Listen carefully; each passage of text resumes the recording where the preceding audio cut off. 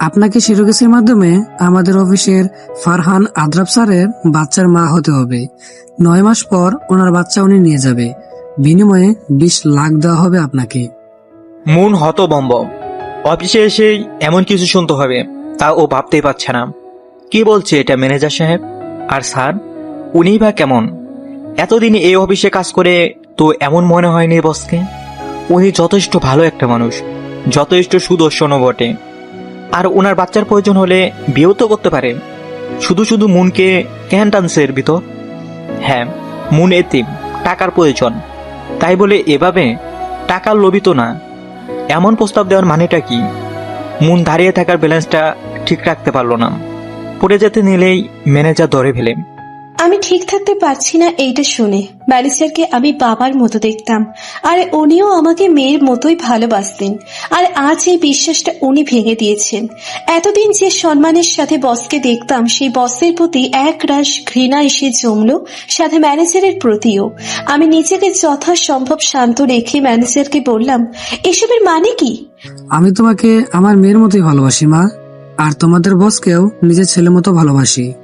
ওকে ছোট থেকেই দেখে আসছি, অনেক রাগী আর বদমেজাজি। যেটা কবে বলবে ওইটা যেমন করেই হোক করেই ছাড়বে। আর যথেষ্ট ভদ্র, নিঃসন্দেহে ও অনেক বুদ্ধিমান। তোমার টাকার দরকার আর ওর বাচ্চার দরকার। আমি বলবো কি, রাজি হয়ে যাওয়াই ভালো। এবার বাকিটা তোমার ইচ্ছা মা। আমার কান ঝাঁঝা করে উঠল। আমি সাথে সাথে বেরিয়ে আসলাম ওই অফিস থেকে। করব না আর চাকরি, কালই রেজিগনেশন লেটার দিয়ে চলে আসবো ওই অফিস থেকে। রাস্তা দিয়ে হাঁটছি আর ভাবছি এসব, কিন্তু এই চাকরিটা যে আমার একমাত্র সম্বল ছিল। এত কম পড়ায় কেউই চাকরি দেয় না, এই একটা মাত্রই এত বড় অফিসে চাকরিটা পেলাম। কি ভেবে দিয়েছে এটাও জানি না। ওই অফিসে সব উচ্চ শিক্ষিত লোক, তাও ওনাদের কথার ধরনেই বোঝা যায়। আমাকে দিয়েছিল প্রিন্টারের কাজ, কারণ এই একটা কাজই তুলনামূলক সহজ ছিল, আর তেমন পড়া নিয়েও না। তবুও সন্তুষ্ট ছিলাম এই চাকরি নিয়ে। কিন্তু এখন কিভাবে চলবো আমি? ফারহান আদ্রাব আমার অফিসের স্যার। দেখতে শুনতে ভীষণ ভালো, সুদর্শনও বটে। সবার সাথেই ভালো আচরণ করেন। বয়স 26-27 হবে। ওনার বাবা হঠাৎ অসুস্থ হয়ে পড়ায় বাবার অফিসেই বসে ছিলেন পড়ালেখার পাশাপাশি। সেই থেকেই এত বড় বিজনেসটা উনিই সামলিয়েছেন। আস্তে আস্তে এই 4 বছরে অনেক বড় করে ফেলেছেন এই বিজনেসটা। অনেক বুদ্ধিমানও বটে। এই 4 বছরে ওনাকে যারাই দেখে আসছেন, ওনারাই বলে খারাপ কোনো কিছুর রেকর্ড নেই ওনার চরিত্রে। কিন্তু আজকে এটা কি হলো? উনি বিয়ে করবে বললেই অনেক মেয়ে হাজির হবে, তা অফিসের মেয়েদের দিকে তাকিয়ে বুঝেছিলাম। তবে শুনেছি উনি মেয়ে জাতিকে বিশ্বাস করেন না, কোনো এক কারণে ছোট থেকেই। এমনকি ঘৃণাও করে অনেক। কিন্তু তাই বলে আমার জীবন কেন চলাতে চাচ্ছেন উনি? আমি মন, আমার বাবা মাকে এটাও জানি না। আমি বড় হয়েছি অনাথ আশ্রমে। ওখান থেকেই ইন্টার পর্যন্ত পড়তে পেরেছি। স্বাভাবিকভাবে ওখানে নিয়ম অনুসারে 18 বছর পার হওয়ার পর আমারও বের হয়ে যেতে হলো। 4 মাস আগেই আমার 18 বছর পূরণ হয়েছিল। ওখান থেকে বেরিয়ে কই যাব ভাবতে ভাবতে মেয়েদের একটা ম্যাচে উঠেছিলাম।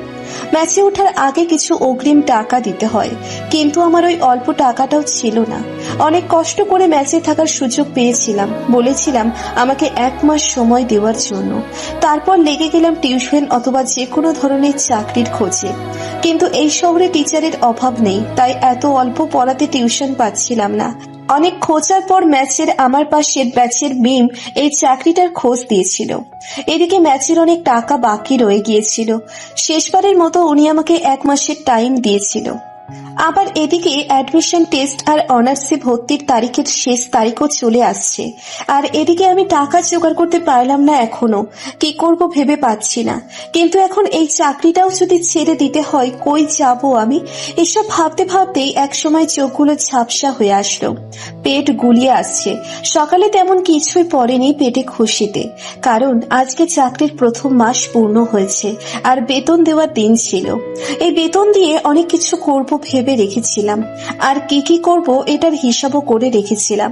কিন্তু অফিসে গিয়েই এমন একটা কথা শুনতে হবে কোনো দিন ভাবতে পারিনি। একসময় মাথাটাই ঘুরিয়ে উঠল। ধীরে ধীরে সব ঝাপসা হয়ে আসছে। বুঝতে পারছি সেন্সলেস হয়ে পড়ছিলাম। একসময় রাস্তার পাশেই লুটিয়ে পড়লাম। অন্যদিকে ফারহান আদ্রাব গাড়ি নিয়ে বের হয়ে গিয়েছেন অফিস থেকে। মুন বের হওয়ার সাথে সাথেই ও উপরের তলার কাছের জানালা দিয়েই দেখেছিল মুনের তাড়াহুড়ো করে বের হওয়াটা।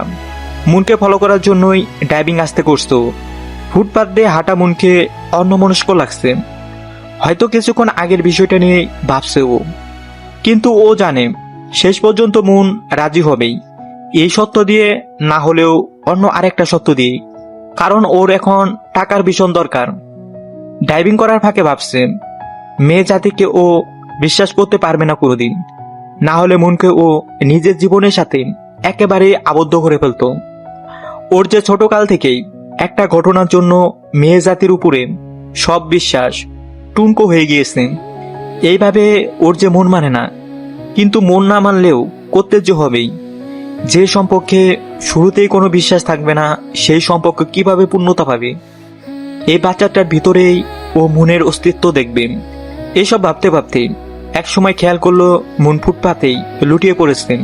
দ্রুত বেগে গাড়িটা চালিয়ে মুনের পাশে যেতেই দেখলো মুন সেন্সলেস হয়ে পড়েছে। ততক্ষণে মানুষ ঘিরে ধরেছে ওকে, কয়েকজন পানি ছিটাও দিচ্ছে, কিন্তু মুনের কোনো সাড়া নেই। ফারহান দ্রুত বেগে ওখানে গিয়ে মানুষকে সরিয়ে দিয়ে মুনকে কোলে নিতে গেলেই কয়েকজন আটকে দেয়। আপনি কেডা? এভাবে হুটহাট একটা মেয়ে মানুষকে কোলেই বা কেন নিতেছেন? আদাব জানে, এদের সাথে কথাই লাগলেই আর ছুটতে পারবে না। মুখ ফুসকেই ওর জবাব বের হলো, অতি কাছের একজন। এটা বলেই ও মুনকে কোলে করে নিয়ে গাড়িতে উঠিয়ে নিল। ওই লোকগুলো আর কিছু বলল না।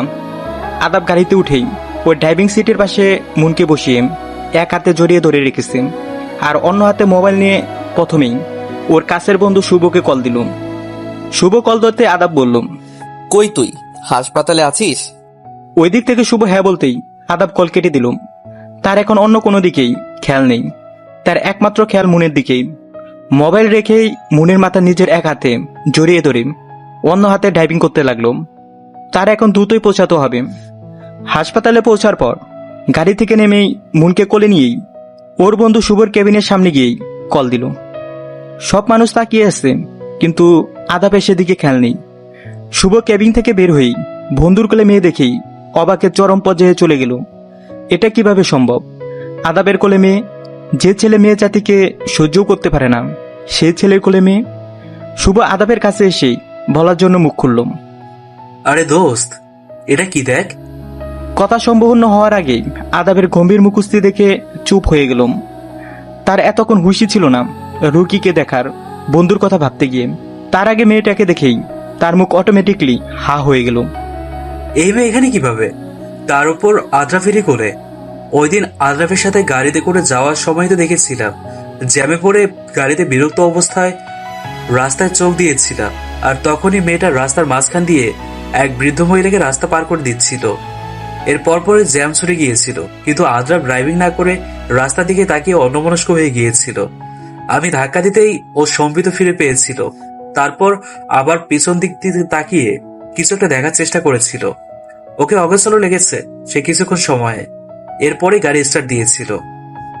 শুভ এত কিছু না ভেবে আগে মেয়েটাকে দেখতে লাগলো, কারণ আরেকটি হলেই আদাবকে চিবিয়ে খাবে। আরে তেমন কিছুই না, অতিরিক্ত টেনশন আর স্ট্রেস নেওয়ার জন্য এমনটা হয়েছে, আর খাবারের অমনোযোগের জন্যই। ঠিক মতো খাবার খেলেই হবে। আর এখন আপাতত কিছু ওষুধ দিচ্ছি, এসব চলুক। আদাব যান হাফ ছেড়ে বাঁচল। এতক্ষণ তো ও নিজেই ভেতরে ভেতরে ঠিক থাকতে পারছিল না। আদাব মুনের পাশে বসেই ওর এক হাত নিজের হাতের মুঠোয় নিল। কিছুক্ষণ তাকিয়ে থাকলো মুনের দিকেই। ওকে কিছু খাবার আনার ব্যবস্থা করতে বলল। শুভ তাই করল। তার হাসপাতালের কর্মচারীকে অর্ডার দিয়ে আসলো, আর ততক্ষণে আদাবও উঠে এলো। এই কিছু সময় শুভ আদাবকে দেখেই বুঝে গিয়েছে। শুভ আদাবের পাশে এসে দাঁড়ালো।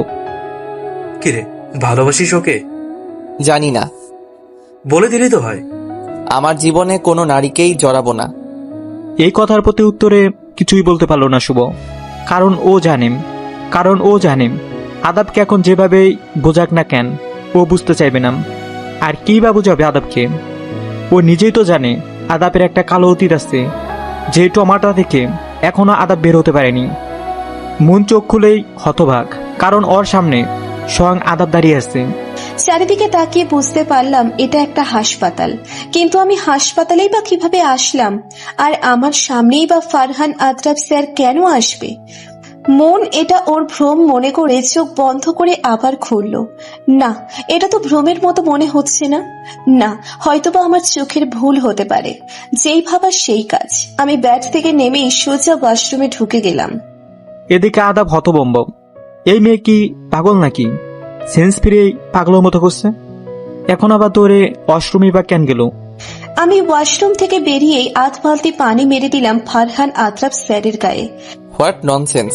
আদাব রেগে চোখ মুখ লাল করে চিৎকার দিলুম। ইয়া আল্লাহ, তার মানে এটা ভ্রম নয়? কি করলাম এটা? নিজের মাথায় নিজেই বাড়ি মারতে ইচ্ছে করছে এখন। আদাব মনকে বিড়বিড় করতে দেখে আরেকটা জোরে ডাক দিলুম, আর এতেই মনের কাঁপাকাঁপি শুরু হয়ে গেল। Sir sir, I am extremely sorry, আমি আসলে বুঝতে পারিনি। আদাব আর কিছু না বলে দাঁতে দাঁত চেপে নিজের রাগ সংযত করে পাশের খাবারের প্যাকেটটা মুনের হাতে দিলুম। খাবার ঠিক মতো খাবে আর অতিরিক্ত টেনশন করবে না। এখন এই খাবারগুলো খেয়ে নাও চটজলদি। ওনার এই কেয়ারনেস দেখে হঠাৎ মাথায় আসলো আমি হাসপাতালে কি করছি। এতক্ষণ এসবের কারণে খেয়ালই ছিল না। আর এই ডাক্তারই বা কেন আসলো? আর সকালের ম্যানেজার আঙ্কেলের কথাগুলো কেমনই ভুলে গেলাম আমি। ইয়া আল্লাহ, সকালের কথাগুলো ভাবতেই আমি বিস্ফোরণ চোখে আতরাফের দিকে তাকালাম আর পাশের ছোট্ট টেবিল থেকে ফল কাটার ছুরিটা নিলাম। এই আপনি আমাকে সেরোকেশন করাতে এনেছেন তাই না? এই জন্যই এত কেয়ারনেস আমার প্রতি। আমি তো এতক্ষণ ভুলেই গিয়েছিলাম সকালের কথাগুলো। খবরদার এক পাও আমার দিকে এগুলে আপনি আমার অফিসের বস এটা ভুলে যাব। এই ছুরিটা দিয়ে জবাই করে মেরে ফেলবো একদম। ওইটা ফল কাটার ছুরি, ওইটা দিয়ে জবাই করতে পারবে না তুমি। ছুরি দিয়ে সর্বোচ্চ হাত কাটা যায়, জবাই না। এতদিনে এটাও শিখলে না? স্ট্রেঞ্জ, আমি বাচ্চা ভেবেছি তোমাকে, কিন্তু তুমি দেখছি আমার ভাবনার চাইতে বেশি বাচ্চা। মন। ততক্ষণে শুভ কেবিনে ঢুকলো আবার। যেটাই কাটা যাক, ওইটা কেটে দিব। আর এই ডাক্তার এখানে কেন? আমি কিন্তু এখন চিৎকার করবো বলে দিলাম, আর নয়তো দুইজনকেই একসাথে খুন করে ফেলবো। এটা শুনেই শুভ প্যাট ধরে জোরে জোরে হাসতে শুরু করলাম। ওর হাসি দেখেই মুনের বোকা বোকা চাহনি। এখানে হাসির কি বললো মুন? সিরিয়াস জিনিসও হাসে। আদ্রাফ, দোস্ত, শেষ পর্যন্ত এই বাচ্চাটাকেই পেলি? শুভ হাসতে হাসতে আদাবকে কথাগুলো বলতেই আদাবের দিকে তাকাতেই চুপ হয়ে গেলাম আদাবের রাগী চেহারা দেখে। আর এদিকে মন তো তেলে বেগুনে জ্বলে উঠল বাচ্চা বলার কারণে। কিন্তু এখন চুপ টাকাতাই সেও মনে হচ্ছে কোনো মতেই এখান থেকে বের হতে পারলেই হলো। এখানেই থাকার ইচ্ছে আছে নাকি? চাইলে ব্যবস্থা করতে পারি। বাসায় যাওয়ার ইচ্ছে নেই? গম্ভীর পরিশালী কণ্ঠস্বর কানে আসতেই মনের খেয়াল হলো ও একা একা দাঁড়িয়েই বিড়বিড় করছিল। আদাব শুভকে বলে বেরিয়ে যেতেই মন এক নজর শুভর দিকে রাগী চোখে তাকিয়ে বের হয়ে গেল। ডাক্তার হয়েও কোনো পাত্তা পাচ্ছি না। কে বলবে আমি ডাক্তার? ওরা বেরিয়ে যেতেই শুভ আপন মনে বিড়বিড় করে বলে উঠল। মুন গেট দিয়ে বের হতেই দেখে আদাব স্যার গাড়িতে হেলান দিয়ে দাঁড়িয়ে আসতেন, বোধ হয় মুনেরই অপেক্ষায়। মুন আদাবকে না দেখার ভান করে রিক্সা ডাকতে লাগলো। আর তা দেখেই আদাব বলে উঠল, আমাকে কি তোমার ড্রাইভার মনে হয় যে আমি গাড়ির দরজা খুলে তোমায় ঢোকার সুযোগ করে দিব? আমার সাথে আপনার শুধুমাত্র এমনি স্বাভাবিক কর্মচারীর সম্পর্ক, এর বাইরে কিছুই নয়। আপনি কি সব কর্মচারীদের এভাবে গাড়িতে করে বাসায় পৌঁছে দেন? যদি দেন তাহলে উঠবো, আর না হলে আলগা পিরিত দেখাতে আসবেন না। এই বলে মুন রিক্সায় উঠে গেল। যাক বাবা, এখন কিছুটা হলেও নিজেকে হালকা লাগছে ওই কচ্চরটাকে কিছু বলতে পারি। আর এদিকে আদাবের চেয়াল শক্ত হয়ে গেছে। আজ এতদিনে এই মেয়েটার সাহস এতটাই বেড়ে গেছে। এতদিন তো এমন মনে হয়নি। যে মেয়ে চোখ তুলে তাকিয়ে কথা বলতে পারতো না, সেই মেয়ে এখন এই ফারহান আদাবের সাথে তর্কে জড়ায়। মুন রুমে ঢুকার সাথে সাথেই পাশের বেড থেকে মিম বলে উঠল, কই ছিলে এতক্ষণ? এতবার কল দিয়েছিলাম, ধরিসনি। জানিসই তো এই সময় কাজে থাকি, জানার পরেও হঠাৎ এতবার কল কেন দিলি? হোস্টেলের দায়িত্বরত কুটনি মহিলাটা আসছিল তোকে খোঁজার জন্য, বলেছে এইবারে আর সুযোগ দিবে না। আমাকে দিয়ে তোর মোবাইলে কল দিয়েছিল, তুই কল না ধরার কারণে রাগি মোটে বের হয়ে গিয়েছিল। তুই আসলে দেখা করতে বলেছিল। কি করবি মন? আমারও তো এবার বাবা এখনো গ্রাম থেকে খরচ পাঠায়নি, আর টিউশনের বেতনও এখনো দেয়নি, না হলে আমি কিছু একটা করে ফেলতাম। তুই আর কত করবি আমার জন্য? যা করছিস তা অনেক করছিস, দেখি কি করা যায়। আরে মন, আজ না তোর অফিসের বেতন দেওয়ার কথা ছিল? দেখ ইয়ার, আমি তো ভুলেই গিয়েছিলাম। দিয়েছে টাকা? তাইলে তো তুই টেনশন ফ্রি হয়ে গিয়েছিস। আমি শুধু শুধুই চিন্তা করছি। আমি আর চাকরিটা করছি না। কিন্তু কেন? আমি সকাল থেকে যা কিছু হলো সব মিমকে খুলে বললাম। বলার পরে মিমকে বিস্ময়সূচক অবস্থায় রেখে কাপড় নিয়ে ওয়াশরুমে চলে আসলাম। এখন একটা লম্বা শাওয়ার নিতে হবে। আস্তে আস্তে এখন সব চিন্তা এসে মাথায় ভর করছে। এতক্ষণ সবার সামনে শক্ত চঞ্চল মনের অভিনয় করলেও এখন সব কান্নারা যেন গলায় এসে আটকে গেল। আর পাচ্ছি না আমি। হাঁটুর উপর মাথাটা ছেড়ে দিয়ে দুই আঁকড়ে বসে পড়ল মন। সবার মতো স্বাভাবিক লাইফ আমার কেন হলো না? আমার পড়ালেখার কি হবে? আর একটা কাজই বা কিভাবে জোগাড় করব? কি করব আমি? কোথায় যাব? পরদিন যথাক্রমে মুন রেজিগনেশন লেটার নিয়ে অফিসে হাজির। এর মধ্যেই ও যা বাবার ভেবে নিয়েছেন ওর টাকার প্রয়োজন ছিল, তবে এভাবে নয়। অফিসে ঢুকেই জানতে পারলাম আজকে ফারহান আদ্রাব স্যার কয়েকদিন আসবে না। অফিসের কিছু কাজে বাইরে গিয়েছেন আজ সকালেই। আর আমারও ভালো এতে। এর ভেতরেই যা করার করতে হবে আমার। আমি ম্যানেজার আঙ্কেলের হাতে লেটারটা দিলাম। আঙ্কেল অবিশ্বাস্য চাহনিতে তাকিয়ে থাকলো। বোধহয় মনকে এখনো বুঝতে পারেনি। ভালো থাকবেন আঙ্কেল। এতদিন মেয়ের মতো করে অনেক ভালোবাসা দিয়েছেন। এটা ঋণ কখনো শোধ করতে পারবো না। কিন্তু মা, এভাবে হুট করে এমন সিদ্ধান্ত? তোমার তো চাকরিটা ভীষণ প্রয়োজন। দরকার হলে খেটেই খাবো, মানুষের বাসায় কাজ করে খাবো, তবুও নিজের সম্মান নিয়ে কথা বলতে দিব না কাউকে। জানেন আঙ্কেল, আমি ছোটবেলা থেকেই অনাথ। কোনোদিন বাবা মা কি জিনিস এর মর্ম বুঝিনি। তাই তো কেউ একটু মা বলে কথা বললেই বাবার অনুভূতি আসতো আমার। আপনাকেও আমি বাবার মতোই ভাবি। সব সময় মনে রাখবো আপনাকে। আর একটা অনুরোধ আঙ্কেল, স্যার এই কয়দিন অফিসের খবর নিলে আমি চলে যাওয়ার কথাটা বলিয়েন না। উনি যেদিন অফিসে আসবে ওই দিনই বলিয়েন।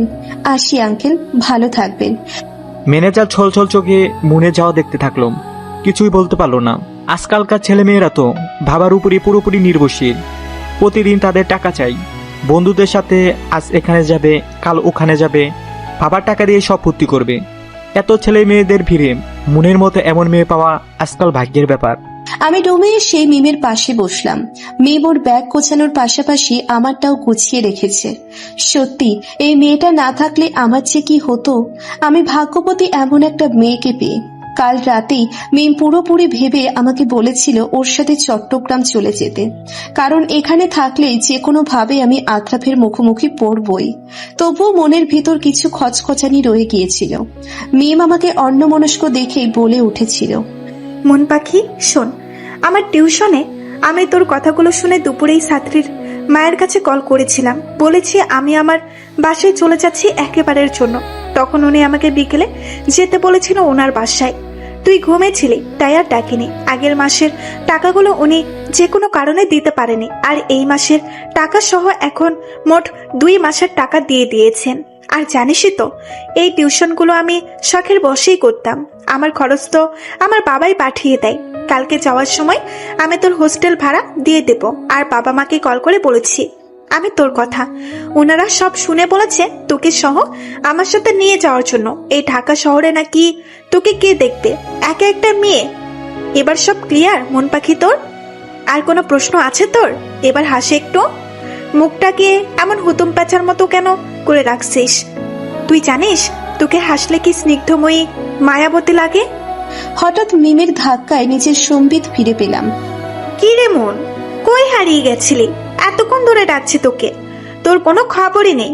কি এত ভাবিস? ভাবছি তুই না থাকলে আমার যে কি হতো। হয়তোবা আমার কোনো অস্তিত্বই থাকতো না। এই মন এতদিনে শেষ হয়ে যেত। তোর মতো বোনের মতো বান্ধবী পেয়ে আমি ভাগ্যবতী রে।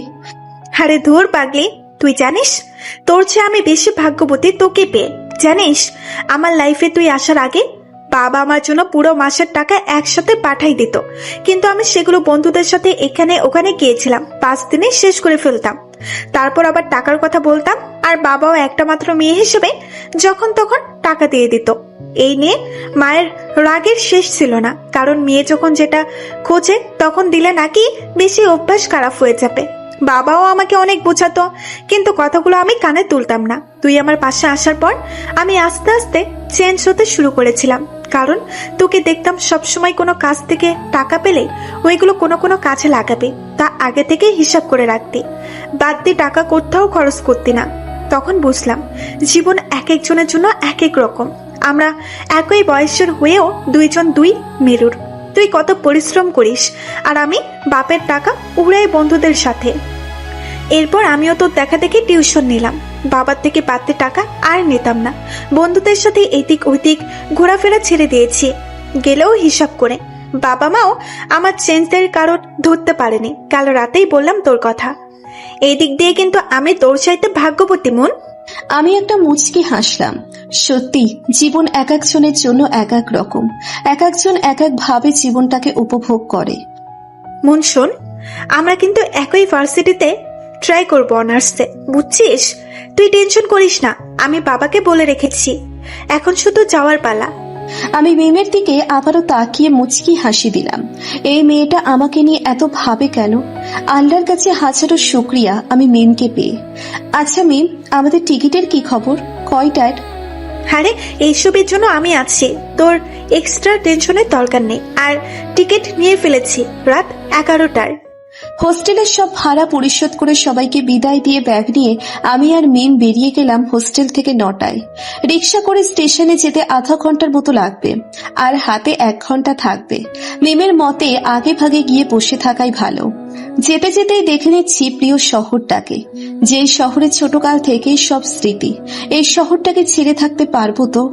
ফারহান আদ্রাব, আপনাকে আমি মনে প্রাণে ঘৃণা করি। আপনার জন্যই আজ আমি প্রিয় শহরটা ছেড়ে যাচ্ছি। ভালোই তো ছিলাম এতদিন। কিছুক্ষণ হলো বাসে বসলাম। প্রায় যাত্রীরা নিজের আসন বাছাই করে বসে পড়ল।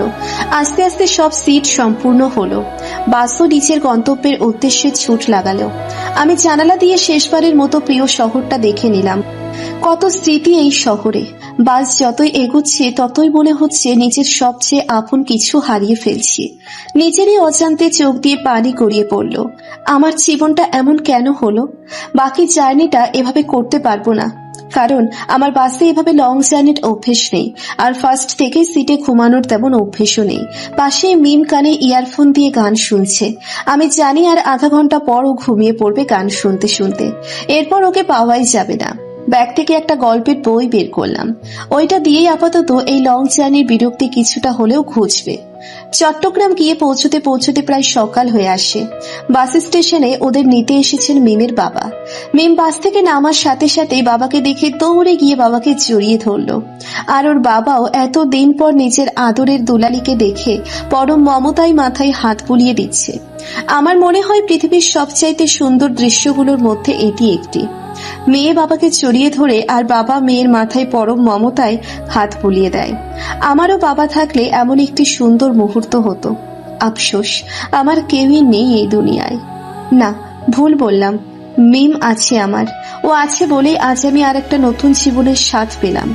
আবারও সুন্দর করে পথ চলার সুযোগ পেলাম। কিরে মা, ওখানে দাঁড়িয়ে কেন? আসো এখানে। আমি একটা মুচকি হাসি দিয়ে এগিয়ে গেলাম আঙ্কেলের সামনে।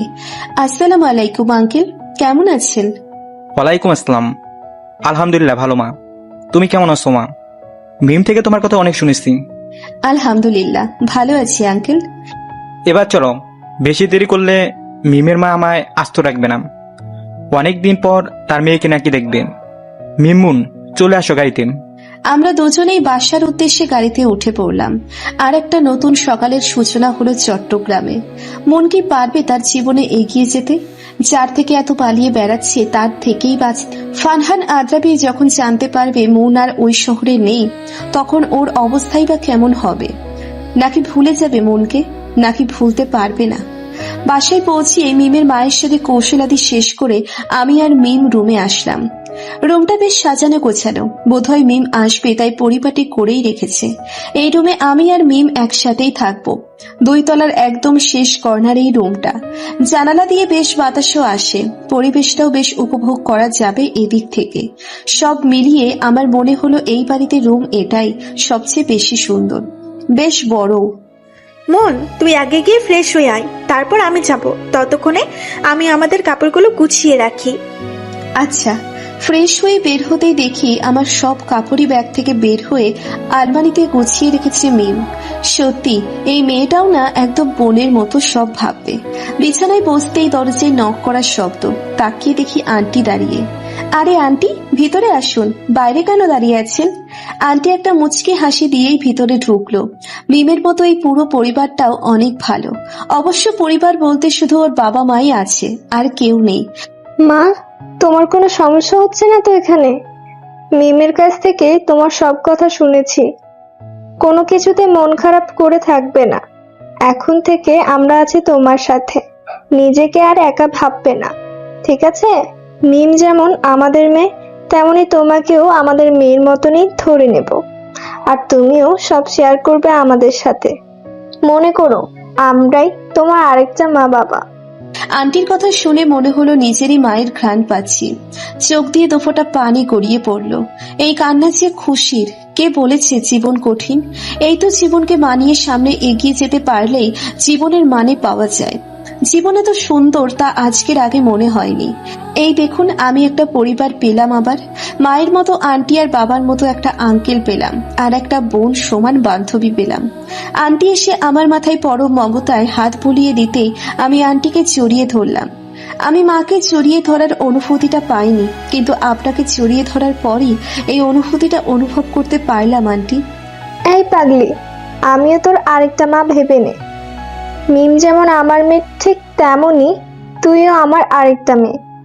তুই করে বলছি, এজন্য কিছু মনে করিস না। তুইও তো এখন থেকে আমাদের আরেকটা মেয়ে। আমি আন্টির কোলে মাথাটা রেখে পরম আবেশে চোখ বন্ধ করলাম। এই তো আমার নিজের মায়ের মতোই স্বাদটা পাচ্ছি। কি হচ্ছে এখানে আমাকে ফেলে? এই যে মা, তোমার যে আরেকটা মেয়ে আছে সেটা কি মনে নেই? একজনের মাথা কোলে নিয়ে বসে আছো। মন, সর সর, আমার জন্য জায়গা রাখ। তুই একদিকে, আমি আরেক দিকে। দুই মেয়ের দুই দিকে জায়গা। দেখি দেখি। ওয়াশরুম থেকে বের হতে হতেই বলে উঠল মিম। এসেই আমার পাশে আন্টির কোলে আর একদিকে মাথা রেখে বসে পড়ল মিম। মা, আমার মাথায়ও মনের মতো হাত বুলিয়ে দাও। আন্টিও পরম মমতায় দুই হাত দুইজনের মাথায় বুলিয়ে দেন। এখন মনে হচ্ছে এই তো, এটাই আমার পরিবার। আজকাল এমন ভালো মনের মানুষ পাওয়া বড্ড কঠিন। সেই দিক দিয়ে আমি ভাগ্যবতী। এত অল্পেতে এত সুন্দর নিজের মতো করে একটা পরিবার পাবো কোনো দিন ভাবিনি। হয়েছে, এবার উঠ। সারা রাত জার্নিতে তো তোরা কিছু খাসনি মনে হয়। আমি নিচে গিয়ে খাবার তৈরি করছি, তোরা আয়। আন্টি দাঁড়িয়ে বলে উঠল, আচ্ছা, আসতেছি আমরা। নিচে গিয়ে খাবার খেয়ে মিমের সাথে রুমে এসে গেলাম। আঙ্কেলও বলেছেন নিজের মতো করেই থাকতে এখানে, আর ভার্সিটির অ্যাডমিশন নিয়ে যা করার উনিই করবেন।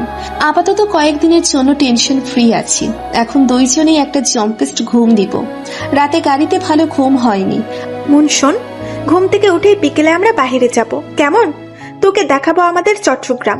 আপাতত একটু এদিকেই যাবো ঘুরতে। এখন ঘুমা। আমিও একটা মুচকি হাসি দিয়ে শুয়ে পড়লাম।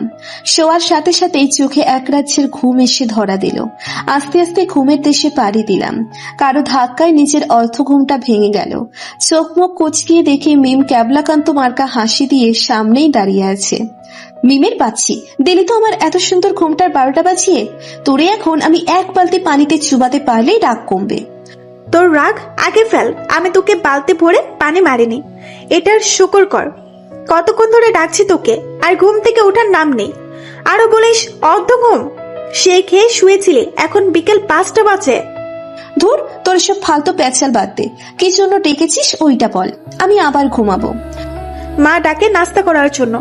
আর কিসের এত ঘুম? নাস্তা করেই তোকে নিয়ে ফুসকে খেতে যাবো। অগত্যা মিমের টানা হেঁচড়ানোতে উঠতেই হলো। খুবো খুবো চোখে ফ্রেশ হতে গেলাম। ফ্রেশ হয়ে বেরিয়েই দেখি মিম 2 সেট কাপড় নিয়ে বিছানার উপর বসে আছে। কে রে মিম, দেবদাসের মতো ওইভাবে বসে আছিস কেন? কি হলো? এই নে, এই কুর্তিটা পরে তৈরি হয়ে নে, খেয়েই বের হবো। বেশি না, এই তো 10 মিনিট কি 20 মিনিট লাগবে মাত্র, খেয়েই চলে আসবো। নাস্তার পর্ব সেরেই আন্টিকে বলে বেরিয়ে গেলাম মিমের সাথে। রিকশায় উঠতেই চট্টগ্রামের আশপাশ দেখতে লাগলাম। এক অন্যরকম শহর। আর মিম যেখানে আনলো ওই জায়গাটা একদম নিরিবিলি। চারিদিকেই গাছপালা। প্রতি গাছের নিচেই কয়েকজন মিলে মিলে একটা আড্ডাখানা। জায়গাটাতে প্রকৃতির ছোঁয়া, চারিদিক থেকেই সব সময় বাতাস বোঝাই যাচ্ছে। এখানকার মানুষদের এই জায়গাটা ভীষণ প্রিয়। কেউ কেউ একলা বসে প্রকৃতিটা উপভোগ করছে, আর কেউ কেউ 2-5 জন বন্ধু নিয়ে আড্ডা দিতে দিতে উপভোগ করছে। এর ভেতর আবার ফুচকা ঝালমুড়িও বসে। সব মিলিয়ে জায়গাটা অনেক সুন্দর। পুরো এলাকায় পড়তে পড়তে হাজারো শতবর্ষী গাছের সমারোহ, যা জায়গাটিকে ছায়া সুশীতল করে রেখেছে। সবুজ গাছ গাছালি আর পাহাড় ঘেরা এই মনোরম পরিবেশটি যে কারোরই মন কাড়তে বাধ্য। চারিদিকেই দর্শনার্থী, জোয়ান বৃদ্ধ, কপোত কপোতের মিলন মেলায় এক মুখর পরিবেশ সৃষ্টি হয়েছে। মাঝখানের মাঠে আবার খুদে খুদে ক্রিকেটাররাও দেখা যাচ্ছে, আর অন্যান্য ছোট ছোট ছেলে মেয়েরাও খেলছে এই মাঠে। চিত্ত বিনোদনের পাশাপাশি নির্মল বায়ু, খোলা মাঠ, ওয়াকওয়ে, সবুজ পাহাড়ের জন্য এটি একমাত্র শ্বাসক্রিয়া গ্রহণের জায়গা বলে মনে হলো আমার। সব মিলিয়ে এই পরিবেশটা যে কারো মন ভালো করে দিতে বাধ্য। মিম ঝালঝাল 2 প্লেট ফুচকা নিয়ে সামনে আর একটা গাছের নিচে গিয়ে বসলো, সাথে আমিও গেলাম। আমার দিকে 1 প্লেট বাড়িয়ে দিল। আসলে জায়গাটা অনেক সুন্দর, মনে হচ্ছে এটা প্রকৃতির কোনো রাজ্য। অনেক সুন্দর। জানিস, ঢাকা যাওয়ার আগে আমি এখানে সব সময় আসতাম, মন খারাপ হলেই চলে আসতাম। এটা আমার মন ভালো হয় টনিক। একা একা বসে প্রকৃতি দেখতাম। তোকে আরেকটা জায়গা দেখানোর আছে, সেই জায়গাটা সবার প্রিয়। সন্ধ্যার দিকে ওই জায়গায় খুব বেশি ভালো লাগে। যাওয়ার সময় একটু ওইদিকে যাব। ফুচকা মুখে পুড়তে পুড়তে বলল মিম। আসার সময় আর একটা জায়গাতে নামলো মিম। এই জায়গাটাও অনেক সুন্দর। প্রায় জায়গাতেই মনে হলো প্রকৃতির ছোঁয়া। মিম গিয়ে রেলিংয়ে পা দুলিয়ে বসে পড়ল, সাথে আমাকেও ডাকলো। আমিও গিয়ে বসে পড়লাম। জানিস মন, আমার মন ভালো করার আরেকটা জায়গা হচ্ছে এটা। এখানে রেলিং এ বসে পা ঝুলিয়ে বসে থাকার মতো মজাই আলাদা। সন্ধ্যায় কিংবা বিকেলের নেপালের ওয়েদারটা আরো বেশি জোস। যেমন কি এখন চুপচাপ বসে সামনের দিকে তাকিয়ে থাক। আসলে কত সুন্দর এক অনুভূতি। আমিও মুচকি হাসি দিয়ে সামনের দিকে তাকালাম। বুঝতে পারছি না চট্টগ্রাম সুন্দর নাকি এই জায়গাগুলি সুন্দর। রাতে ফ্রেশ হয়ে খাবার সেরে দুজনাই বিছানায় শুলাম। তো বল, কেমন কাটলো আমাদের চট্টগ্রামের প্রথম দিন? অনেক ভালো। মনে হলো অনেকদিন পর শান্তির ঘুমাবো। এভাবেই কেটে গেল 3 দিন। এই 3টে দিন আমার জীবনের সেরা দিন মনে হলো। চট্টগ্রামে আসার পর মনে হচ্ছে আমার মতো সুখী আর কেউ নেই। 2 দিন পর নতুন ভার্সিটিতে যাব। আঙ্কেল সব ব্যবস্থা করে ফেলেছেন, এখন শুধু যাওয়ার পালা। মন কি পারবে তার জীবনের সব ভুলে সামনে এগিয়ে যেতে? আর আদাবি বা অফিসে এসে মনকে না দেখলে কেমন করবে? খুঁজে কি বের করতে পারবে? এই ঢাকা থেকে চট্টগ্রাম এত দূরে পথ পাড়ি দিয়ে কি জানতে পারবে? কেটে গেল 5-5টা দিন। একদিকে মনে হলো তার জীবনে সবচেয়ে খুশির দিনে দেখা পেয়েছে সে, অন্যদিকে আদাবের আজ খুশির দিন। এতদিন অনেক কষ্ট করে নিজেকে ওখানে মানিয়েছিল সে। এই 5 দিন ওর মনে হয়েছিল কয়েকশো দিনের মতো। এতদিন কেউ একজনের শূন্যতা অনুভব করছিল, আজ মনে হলো অনেক দিনের অপেক্ষার অবসান। অফিসে ঢুকে ম্যানেজার থেকে আগে অফিসে সব খবরাখবর নিল, তারপরই নিচের কেবিনের দিকে হাঁটা ধরল। ওর কেবিন মুনের কাজের জায়গাটা পার করে যেতে হতো। কেবিনে ঢুকার সময় একবার ওই জায়গায় চোখ পড়ল, কিন্তু জায়গাটা খালি।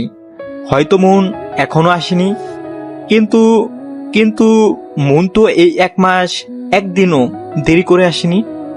যাক, হয়তোবা কোনো কারণে দেরি হচ্ছে, আসবে। তবু কিছু একটার শূন্যতা অনুভব হচ্ছে আদাবের। এসব ভাবতে ভাবতে চেয়ারে গা এলিয়ে দিল আদাব। কাল রাতেই রিল কনফার্ম করে রওনা দিয়েছিল ঢাকার উদ্দেশ্যে। মাঝরাতেই পৌঁছেছিল। অন্য সময় হলে কোনোদিনও এই দিনে অফিসে আসতো না ও, কিন্তু আজ এসেছে কোনো একটা বিশেষ কারণে, যেটা না করলে ওর মন শান্তি হবে না। ভীষণ টায়ার্ড লাগছে ওর। স্যার, আসতে পারি? আঙ্কেল, আপনাকে কয়বার বলবো আমাকে স্যার না ডাকার জন্য? আমি আপনার ছেলেরই মতো। চোখ মুখ কুচকে বলে উঠল আদাব। আচ্ছা বাবা, আসলে আমি একটা কথা বলার জন্য এসেছি। জি বলুন আঙ্কেল। আসলে আঙ্কেল, ভয় পাওয়ার কি আছে? অফিসে কোনো কিছুর ভুল হয়েছে? আপনাকে আমি আমার বাবার মতোই দেখি। কোনোদিন কোনো ভুল নিয়ে আপনার উপর আওয়াজ করে কথা বলেছি? আপনি নিশ্চিন্তে থাকুন, বলে ফেলুন। কোনো ভুল হলে আমি সমাধানের ব্যবস্থা করছি। আসলে তা না, তো এটা মনের রিজাইন লেটার। ও আপনি বাইরে যাওয়ার দিনই চাকরি ছেড়ে দিয়েছে। হোয়াট? আপনি আমাকে আগে বলবেন না? আজ 5 দিন হয়ে গেল। আদাব চেয়ার ছেড়ে উঠে জোরে চিল্লিয়ে বললুম, আসলে ও আমাকে মেয়ের মতো করে অনুরোধ করে বলেছিল, আপনি না আসা পর্যন্ত বলতে বারণ করেছিল, তাই বলতে চেয়েও পারিনি। আদাব জোরে কিছু বলতে চেয়েও বলতে পারল না। ওর মাথা কাজ করা বন্ধ করে দিয়েছে। কি করবে ভেবে পাচ্ছে না। কোথাও যেন ও শূন্যতা অনুভব করছে। চোখগুলো 2 মিনিটে লাল বর্ণ ধারণ করেছে। মাথা ব্যথা করছে ভীষণ। এই ট্রমা থেকে ওকে একমাত্র শুভই বের করতে পারবে। আদাব মোবাইল নিয়েই শুভ্রকে কল করলাম। শুভ্র, শুভ্র কই তুই? দ্রুত আমার অফিসে আয়। কাঁপা কাঁপা কণ্ঠে বলে উঠল আদাব। আঙ্কেল, মনের ডিটেলসটা আনুন। ম্যানেজার হ্যাঁ বোধক মাথা নাড়িয়ে বের হয়ে গেল। ওর এখন নিজেরই খারাপ লাগছে। মনের কথা মেয়ের মতো করে ভাবতে গিয়ে আদাবকে আর বলা হয়নি। ওই দিনই বলা উচিত ছিল। কিন্তু আদাব কেন মনের মতো একজন সাধারণ মেয়ের কাজ ছাড়াতে এত রিয়েক্ট করছে? তার মানে কি মনের কাছে ওই দিনের প্রস্তাব দেওয়ার সাথে আদাবের কোনো সংযোগ ছিল? আদাব তো মেয়ে জাতিকে ঘৃণা করে, তবে বাচ্চাকে নয়। তার মানে কি ওর জীবনের কালো অতীত তার জন্যই মনের কাছে যেতে সত্য জুড়িয়ে দিয়েছিল? ম্যানেজারের কাছে এখন সব পরিষ্কার। ওর এখন আদাবের জন্য ভীষণ মায়া হচ্ছে। তার এখন দ্রুত শুভ্রকে সব বলতে হবে, আর মনের ডিটেলসটাও দিতে হবে আদাবকে। এই মুহূর্তে এসব থেকে একমাত্র শুভ্রই পারবে আদাবকে বাঁচাতে। শুভ্রই ওর একমাত্র ছোটবেলা থেকে কাছের বন্ধু। দিগন্ত নীল আকাশের মাঝে মাঝে শুভ্র ছোঁয়া। আকাশ জুড়ে বিচরণ করছে নাম না জানা অসংখ্য পাখি। পাখিদের এই একটা দিক অনেক বেশি ভালো লাগে। ওরা যেখানে যাক না কেন, ঝাঁক ধরে যাবে। ওদের মতো পিঁপড়েকেও ভালো লাগে মনের। তারাও সবসময় সারি ধরে যায়। তখন মনে হয় সবচেয়ে সুন্দর দৃশ্য এটাই।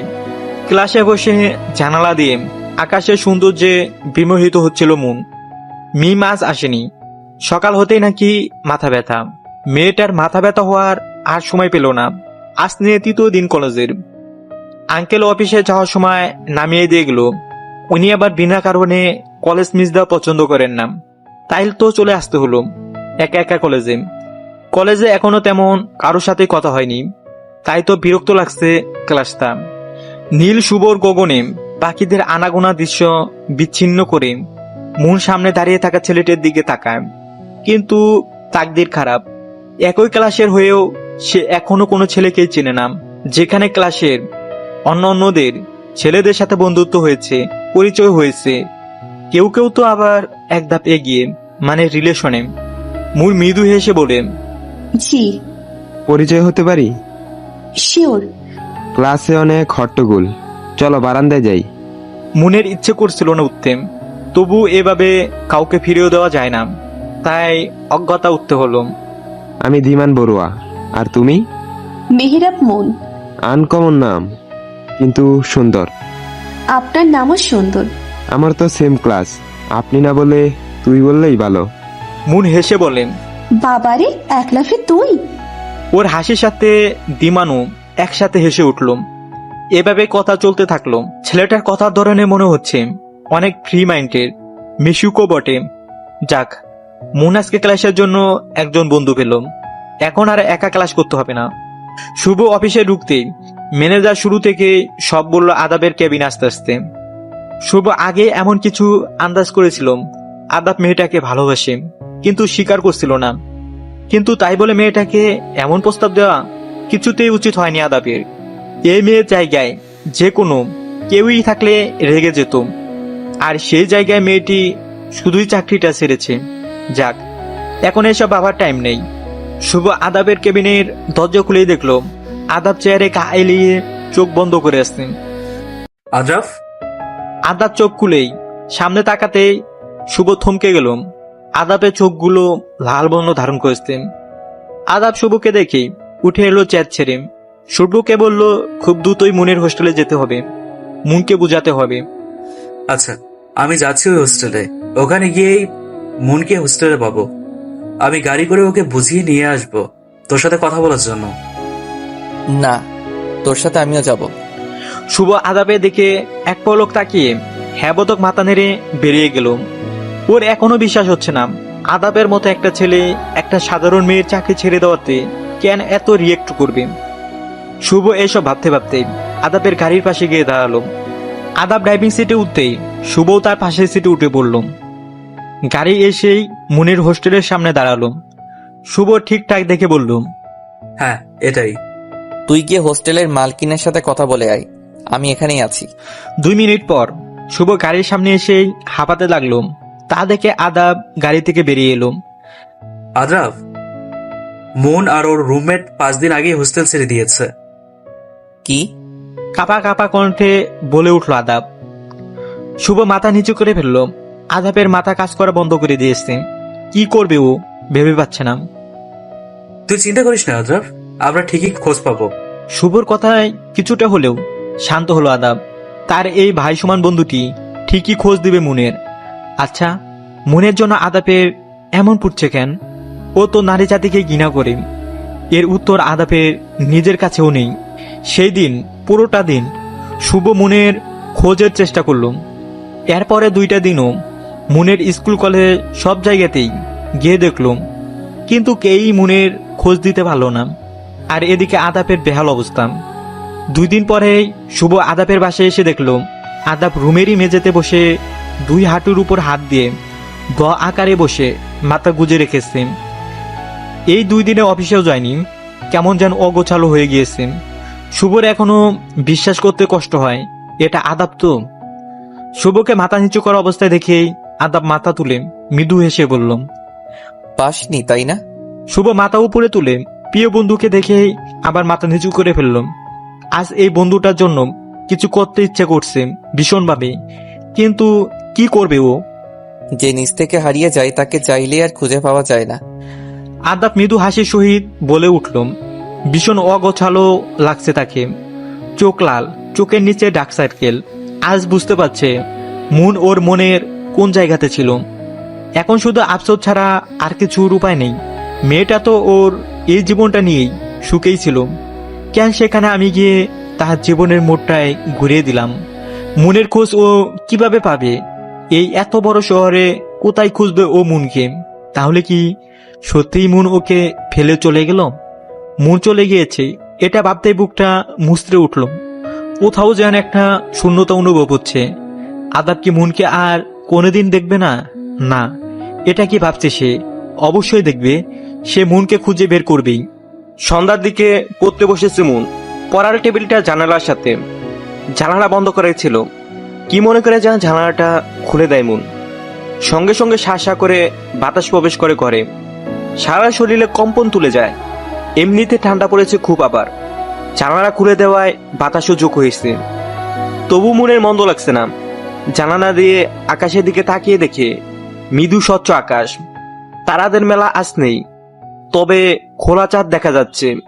সম্ভবত হালকা কুয়াশার জন্য চাঁদটাকে ঘোলা মনে হচ্ছে। মনোযোগ সহকারে প্রকৃতিকে দেখে উপলব্ধি করছে মুন।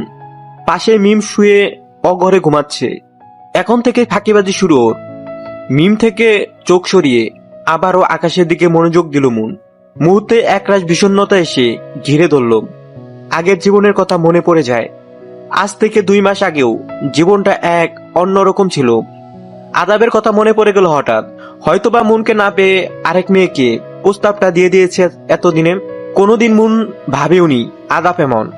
চট্টগ্রামের জীবন মন্দ কাটছে না, তবু কিছু তিক্ত স্মৃতির কথা মনে পড়ে যায়। আজ ঢাকায় থাকলে তাহার জীবনটা কেমন হতো?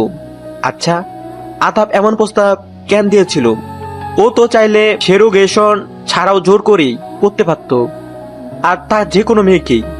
এই প্রস্তাবটার জন্য মুনকেই বা কেন পছন্দ করলো? আদাব কি কোনোভাবেই মেয়েদের সংস্পর্শে আসতে চাইতো না? আর ম্যানেজার থেকে শুনেছে ওর জীবনে কোনো একটা বিষাক্ত অতীত ছিল। তার মানে কি ওই অতীতরা নারী জাতি নিয়েছিল? তার কাছে এখন পানির মতোই সব পরিষ্কার, শুধু অতীতটাই অজানা। তবু কোনো মেয়েকে এমন একটা প্রস্তাব দেওয়া মোটেই সম্মানজনক নয়। তাও যদি মুনের মতো এতিম মেয়েকে, ও কি জানতো না মুনের এই ঢাকা শহরে চলার মতো কিছুই ছিল না? আচ্ছা, আমি কেন ওনার কথা এত ভাবছি? হয়তো মনের ভেতরেই কোনো কিছু লুকিয়ে ছিল, যেটা প্রকাশ পাওয়ার আগেই সবকিছুই ওলট পালট করে দিয়েছে ওই মানুষটা। না না, এটা আমি কি ভাবছি? ওই মানুষটার জন্য আমার মনে কিছুই ছিল না। ওনাকে আমি শুধুই ঘৃণা করি। তবুও একটু উপদেশ তো দেওয়াই চাই মানুষটাকে। হয়তো বা মানবে না, তবুও বলতে তো দ্বিধা নেই, যাতে করে অন্য কোনো মেয়েকে যেন আর এমন প্রস্তাব না দেয়। আমি কালই একটি চিঠি পাঠাবো। আপন মনে বিড়বিড় করে উঠল মুন। কিন্তু মুন তো এটা জানে না তার অনুপস্থিতিতে আদাব অন্য কোনো মেয়েকে নয়, বরং মুনকে নিয়ে ভাবতে ভাবতে তিলে তিলে শেষ হচ্ছে। কি রে, কি এত ভাবছিস অত? সে কখন থেকে নিচ থেকে ডাকছি রাতের খাবার খাওয়ার জন্য, তোদের দুজনের কোনো সাড়াই নেই। তাই তো রুমে আসলাম। আর এই মেয়েটাও না সেরা ফাঁকিবাজ। পড়ার সময় ওর যত ঘুম সব আসবে। আর জানালা খুলেছিস যে, ঠান্ডা ধরবে, বন্ধ করে ফেল। মিমকে ডেকে নিয়ে আয় নিচে। তোর আঙ্কেল তোদের সাথে খাবে বলে সে কখন থেকে বসে আছে। আন্টি রুমে ঢুকতে ঢুকতেই বলে উঠল, আমি মিমকে নিয়ে আসছি, তুমি যাও। আয় দ্রুত। বলেই আন্টি বেরিয়ে গেলেন। মুন জানালাটা বন্ধ করেই মিমকে ডেকে নিয়ে নিচে চলে গেল। সারাদিন যতই হাসি খুশি থাকুক না কেন, রাত হলে সব মনে পড়বে। যতই ভুলতে চায় ততই সামনে আসে সব। রাত হলেই অতীতটা তাকে ঘিরে ধরে। তবু সবার সামনে শক্ত মনের হয়ে থাকে মন, যেন সব ভুলে গিয়েছে অতি তাড়াতাড়ি। অন্তত আর কারো সামনে না হোক, এই মানুষগুলোর সামনে সব ভুলে থাকতে হবে মনে, কারণ এদের কাছে যে মন ভীষণভাবে ঋণী। আদা পাতা ধরেই ধুলুধুলু পায়ে হেঁটে অফিসে প্রবেশ করলো। ম্যানেজার দেখেই ধরার জন্য এগিয়ে আসলে আদাব হাত দিয়ে ইশারায় বলল, ও ঠিক আছে। আদাব ক্যাবিনে প্রবেশ করার সময়ই মুনের কাজের জায়গাটা চোখে পড়ে। মুনের জায়গায় এখন অন্য কেউ বসা। ওই জায়গায় বসে কতবারই মুনকে কাজ করতে দেখেছে। মজার ব্যাপার হলো, একটা সময় মুন নিজেই আদাবকে লুকিয়ে দেখত। আদাব তাকালেই চোখ সরিয়ে নিত। সেই সময়টা আর এখনের মধ্যে বিস্তর তফাৎ। সেই চঞ্চল্য স্নিগ্ধ মুখ এখন হঠাৎ শুধু চোখের সামনেই ভাসে। বাস্তবে এখন আর দৃশ্যমান হয় না। বুক চিরে একটা দীর্ঘশ্বাস বেরিয়ে আসে আদাবের। মুন চলে যাওয়ার আগে এতটা খারাপ কখনোই লাগেনি আদাবের, যতটা আজ এখন লাগছে। আদাব ক্যাবিনে প্রবেশ করে চেয়ারে মাথা ধরে বসে পড়ল। সবকিছুই এখন স্বাভাবিক। শুধু স্বাভাবিক নয়, আদাব। সবাই সবকিছু ভুলে গেলেও আদাব ভুলেনি। এই 2 মাস অফিস শেষে রাত পর্যন্ত ঢাকার কম বেশি সব জায়গায় গিয়েছে আদাব। হয়তো ভুল হলেও মুনকে একটু দেখবে এই আশায়, কিন্তু কোনো জায়গায় মুনের দেখা পেল না। ঢাকার ক্ষুদ্র ক্ষুদ্র জায়গাগুলো আনাচে কানাচে খুঁজে চলেছিল আদাব মুনকে। প্রতি জায়গায় যে মুনের ছবি দেখেছিল, কিন্তু কেউই মুনের খবর দিতে পারেনি। কোথায় হারিয়ে গেল মেয়েটা? এক মুহূর্তের জন্য মনে হলো সবকিছু ছেড়ে ছুড়ে মুনির কাছে চলে যেতে। চোখ বন্ধ করলেই মুনের মুখ ভেসে উঠে। সারাদিন রাত এখন শুধু বিষণ্ণতাই লাগে। হতাশারা ঘিরে ধরেছে আদাবকে। সবকিছু এখন বিষাদ লাগে, প্রচন্ড বিষাদ। স্যার, আসতে পারি? এক কর্মচারী দরজা নক করে ভরে উঠল। আদাব চেয়ারে মাথা এলিয়ে চোখ বন্ধ করেছিল। কর্মচারী ডাকে চোখ খুলেই হাতের ইশারায় ডাকলো, স্যার, আপনার নামে একটা চিঠি এসেছে। চিঠি? আমার নামে অফিসে কে চিঠি দিবে? সামনাসামনি তো বলতে পারে। প্রেরক কে? স্যার, প্রেরকের নাম ঠিকানা কিছুই উল্লেখ নেই, শুধু আপনার নামটা আর অফিসের অ্যাড্রেসটা দেওয়া। আচ্ছা, টেবিলের ওপর রেখে যাও। ছেলেটি হ্যাঁ বোধক মাথা নাড়িয়ে চিঠি আদাবের সামনে রেখে বেরিয়ে গেল। আদাব চিঠিতে হাতে তুলে নিল। নীল মলাটের একটা খাম। কে দিবে এমন চিঠি নিজের নাম ঠিকানা না দিয়ে? আদাব চিঠিটা খুলেই পড়তে শুরু করলো। আসসালামু আলাইকুম। কেমন আছেন ফারহান আদ্রাব স্যার? আশা করি ভালোই আছেন। কিছু কথা বলার জন্য আপনাকে চিঠিটা লিখি। হয়তোবা চিঠি খোলার আগে চেনেননি, কিন্তু এই 2 লাইন পড়েই চিড়ে ফেলেছেন চিঠিদাতা কে হতে পারে। আচ্ছা, তবুও পরিচয় দিয়ে দিচ্ছি। আমি মন। আপনার অফিসে 1 মাস চাকরি করেছিলাম। মনে আছে আপনার? হয়তোবা মনে পড়েছে। জানেন, আমার আপনজন বলতে কেউই ছিল না এই পৃথিবীতে। আপনার প্রস্তাবটা শোনার পর এক মুহূর্তের জন্য মনে হয়েছিল মারা যায়, কারণ বেঁচে থাকলে ওই শহরে আপনার থেকে লুকিয়ে থাকতে পারতাম না। চাকরির খোঁজে বের হতেই হতো আমার। তবুও ওই সময় আমার জীবনে একটা মানুষ ছিল, তার জন্যই আজ আবার আর একটা নতুন সকালের সূচনা হয়েছিল। আপনি কি মনে করেছিলেন টাকার জন্য সবাই সবকিছু করতে পারে? এটা আপনার ভুল ধারণা। সবাই এক নয়। আপনার এই অশালীন প্রস্তাবটা শুনে আমার ভীষণ রাগ হয়েছিল সেদিন। এটা যে কোনো মেয়ের জন্যই অসম্মানজনক। একটা মেয়ে সমাজে ভালোভাবে বাস করলেও তার থেকে কোনো না কোনো একদিন কথা শুনতেই হয়। নারীদের ভালোভাবে কোনো স্বাধীনতা নেই। কোনো মেয়ে পড়ালেখা শেষ করে বিয়ে করতে গেলেও দোষ। তার উপর যদি একটা মেয়ে বিয়ে ছাড়াই গর্ভবতী হয়, তাহলে তো কোনো কথাই নেই। একটা ছেলে মেয়েটাকে ব্যবহার করে চলে গিয়েছে। এখানেও ছেলেটাকে কোনো দোষ দিবে না, সব দোষ মেয়েদেরই হবে। আর আপনার প্রস্তাব অনুযায়ী কোনো মেয়ে যদিও বা এমন করে, তাহলে ওই মেয়েটা প্রতিনিয়ত কথা শুনবে মানুষের কাছ থেকে। এক একটা শব্দই এক এক জঘন্য। জানেন, পৃথিবীতে কিন্তু সব মেয়ে এক নয়। সব মেয়েকে এক পাল্লাই মাপবেন না। আপনি এমন প্রস্তাব আর কোনো মেয়েকেই যাতে না দেন, সেই জন্য চিঠিটা লেখা। আমার জীবনটা আপনি ওই এক মুহূর্তের মধ্যে ওলটপালট করে দিয়েছিলেন। যাই হোক, হয়তোবা চিঠিটা অগোছালো হয়েছে, তবুও মূল কথা যেটা বোঝাতে চেয়েছি আশা করি বুঝেছেন। ভালো থাকবেন। আদাব চিঠিটা পড়েই স্তব্ধ। যাকেই এতদিন যাবৎ খুঁজে চলেছে তারই চিঠি। চিঠিটা পড়েই আরো এক রাশ হতাশা এসে ঘিরে ধরল। সে তো মা জাতিকে ঘৃণা করে, তবে আর সব মেয়েকে তো যথেষ্ট সম্মান করে। মুন ওকে খারাপ ভেবেছে। আদাব চিঠিটা নিয়ে উল্টে পাল্টে দেখলো, না, চিঠিতে কোনো ঠিকানা নেই। একবার যদি মুনের সামনে দাঁড়াতে পারত। কিছুই ভালো লাগছে না আদাবের। চিঠিটা পড়ে সবকিছু আরো বিষাদময় লাগছে। মুনের কথাটাই ঠিক, সব নারী এক নয়। সবাই যদি এক হতো, তাহলে এই শহরে এত এত ভালো মা থাকতো না। অন্যায় করেছে সে। একজনের শাস্তি আরেকজনকে কেন দিতে চেয়েছে সে? মেয়েটার জীবনটাই তছনছ করে দিল। কোথায় আছে মেয়েটা? এই জীবনে তো ওর আপনজন কেউই নেই। ওর সাথে এমন অন্যায় করতে আদাবের বাত মানলো না। ওর সাজানো গোছানো লাইফটাকে এমন না করলেও পারত আদাব। মাথা ধরে বসে পড়ল আদাব। চিঠিটা পড়ার পর থেকেই অন্যায়েরা সব এসে ঘিরে ধরেছে। চিঠিটা পড়ার পর থেকেই সব হতাশা এসে ঘিরে ধরলাম, যা আদাব কল্পনাও করেনি। আজকে সারাটা দিন তাই বিষণ্ণতায় কাটবে। কি করবে ও? দেখতে দেখতে কেটে গেল বছর দুয়েক। দিন চলে যায় আপন গতিতে, শুধু রয়ে যায় কিছু তিক্ত স্মৃতি, যে স্মৃতিগুলো মানুষকে এক বিষাক্ত যন্ত্রণার মধ্যে ফেলে রাখে।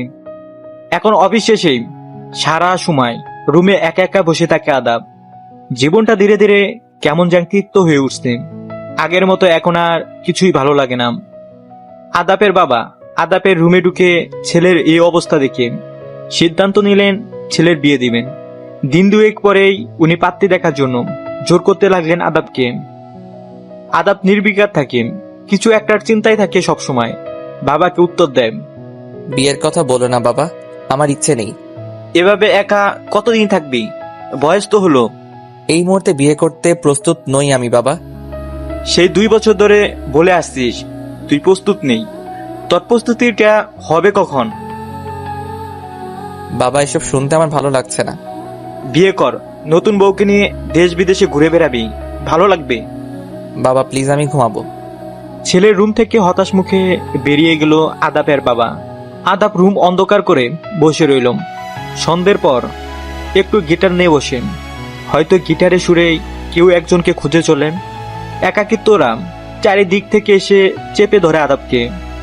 জীবনটা তিক্ত হয়ে উঠছে দিন দিন। অফিস বাড়ি এসবে বিরক্তি এসে গেছে, আর ভালো লাগে না। সবকিছু ছেড়ে ছুড়ে কোথাও যেন চলে দিতে ইচ্ছে করে। কোনো একটা অপরাধ বোধ জেগে ওঠে। এই অপরাধ বোধ কিসের? নিজেকে প্রশ্ন করতেই মুনের মুখ ভেসে ওঠে চোখের সামনে। একটা নিষ্পাপ এতিম মেয়ে, নিজের আপন জায়গা হারা আদাবের জন্য। কত সুন্দর হাসি খুশি ছিল মেয়েটা। ওর জীবন এক মুহূর্তের মধ্যে উলটপালট করে দিয়েছিল আদাব। ভেতরটা দগ্ধ হচ্ছে পুরনো যন্ত্রণায়। তার উত্তাপ ছড়িয়ে পড়ছে চারিদিকে। নিজের ভুলের জন্যই নিজেকে ধিক্কার জানাতে ইচ্ছে করছে। সময় ঠিক সময়েই তার প্রতিশোধ নিয়ে নেয়, যেমন এখন নিজে নিজেই পুত্র হচ্ছে। আজকাল ঘুমের করে মনের মুখচ্ছবি ভেসে ওঠে। মেয়েটা কোথায় আছে কে জানে। কি নিষ্পাপ পবিত্র মুখ ছিল মেয়েটার, কত চঞ্চল মিষ্টি ছিল। অথচ মেয়েটা সবকিছু উলটপালট করে দিয়েছে আদাব। ভাবতে নিজেকে কেমন যেন স্বার্থপর মনে হয়। মনের সাথে একবার দেখা করা দরকার। হয়তো ও এখন আর একা নেই, ওর জীবনে অন্য কেউ এসে গেছে। এটা ভাবতেই বুকটা মুচড়ে উঠল আদাবের। যদি এটা সত্যিও হয় তাহলে আদাব কিভাবে থাকবে ওকে ছাড়া? তবু এটাই হয়তো আদাবের শাস্তি হবে। মুনের জীবন এখানে ভালোই চলে। 1 বছর আগেই ও পড়াশোনার পাশাপাশি একটা পার্ট টাইম জব নিয়েছিল। ওইটা দিয়েই এখন ও ওর পড়াশোনা চালিয়ে নেয়। অবশ্য আঙ্কেল আন্টিদের অনেক আপত্তি এটা নিয়ে। ওনারা বলেছেন মিমের মতো করেই মুনের সব দেখবে। এমনি তো অনেক করেছেন এনারা মুনের জন্য, অনেক করে বোঝানোর পর রাজি হয়েছেন। এমনি একসাথেই থাকে। আজকে ক্লাসে প্ল্যান হয়েছিল কলেজ থেকে একটা ট্যুর দেওয়ার। ট্যুরের প্ল্যান হচ্ছে চট্টগ্রামের মহামায়া লেক, মিরসরাই উপজেলায় অবস্থিত। এটা রাঙ্গামাটি কাপ্তাই লেকের পরে বাংলাদেশের অন্যতম বৃহত্তম লেক এটা। আঙ্কেল আন্টিদের বলার পর প্রথমে রাজি হয়নি, পরে বলেছেন সম্পূর্ণ যেন কলেজের আওতায় থাকি, এদিক ওদিক বেশি না যাই। সামনের 20 তারিখ আমাদের ট্যুর। ও হ্যাঁ, বলতে ভুলে গেছি, এখন আমরা 3 বেস্ট ফ্রেন্ড। দিমানের সাথে ওই দিনের পর থেকে ভালোই বন্ধুত্ব হয়েছে মুনের। সব রেডি, এখন শুধু যাওয়ার পালা। শেষ পর্যন্ত তাহলে যাচ্ছি আমরা। থাই গ্লাসের কাজ বলে সূর্যের রোদের আলো আদাবের বিছানায় এসে ঘাপটি মেরে বসেছেন। লেপের ভেতর থেকে মাথা বের করে চোখ বন্ধ করে আরামরা ভাঙ্গের আদাব। আস্তে আস্তে চোখ খুলে জানালার দিকে তাকিয়ে একটা হাই তুলেন। কাল রাতে এসেই শুয়ে পড়েছিল। অনেক মাস পর শুভ আর বাকি বন্ধুরা একটা পার্টির আয়োজন করেছিল। সেই সুবাদে ওখানে যাওয়া।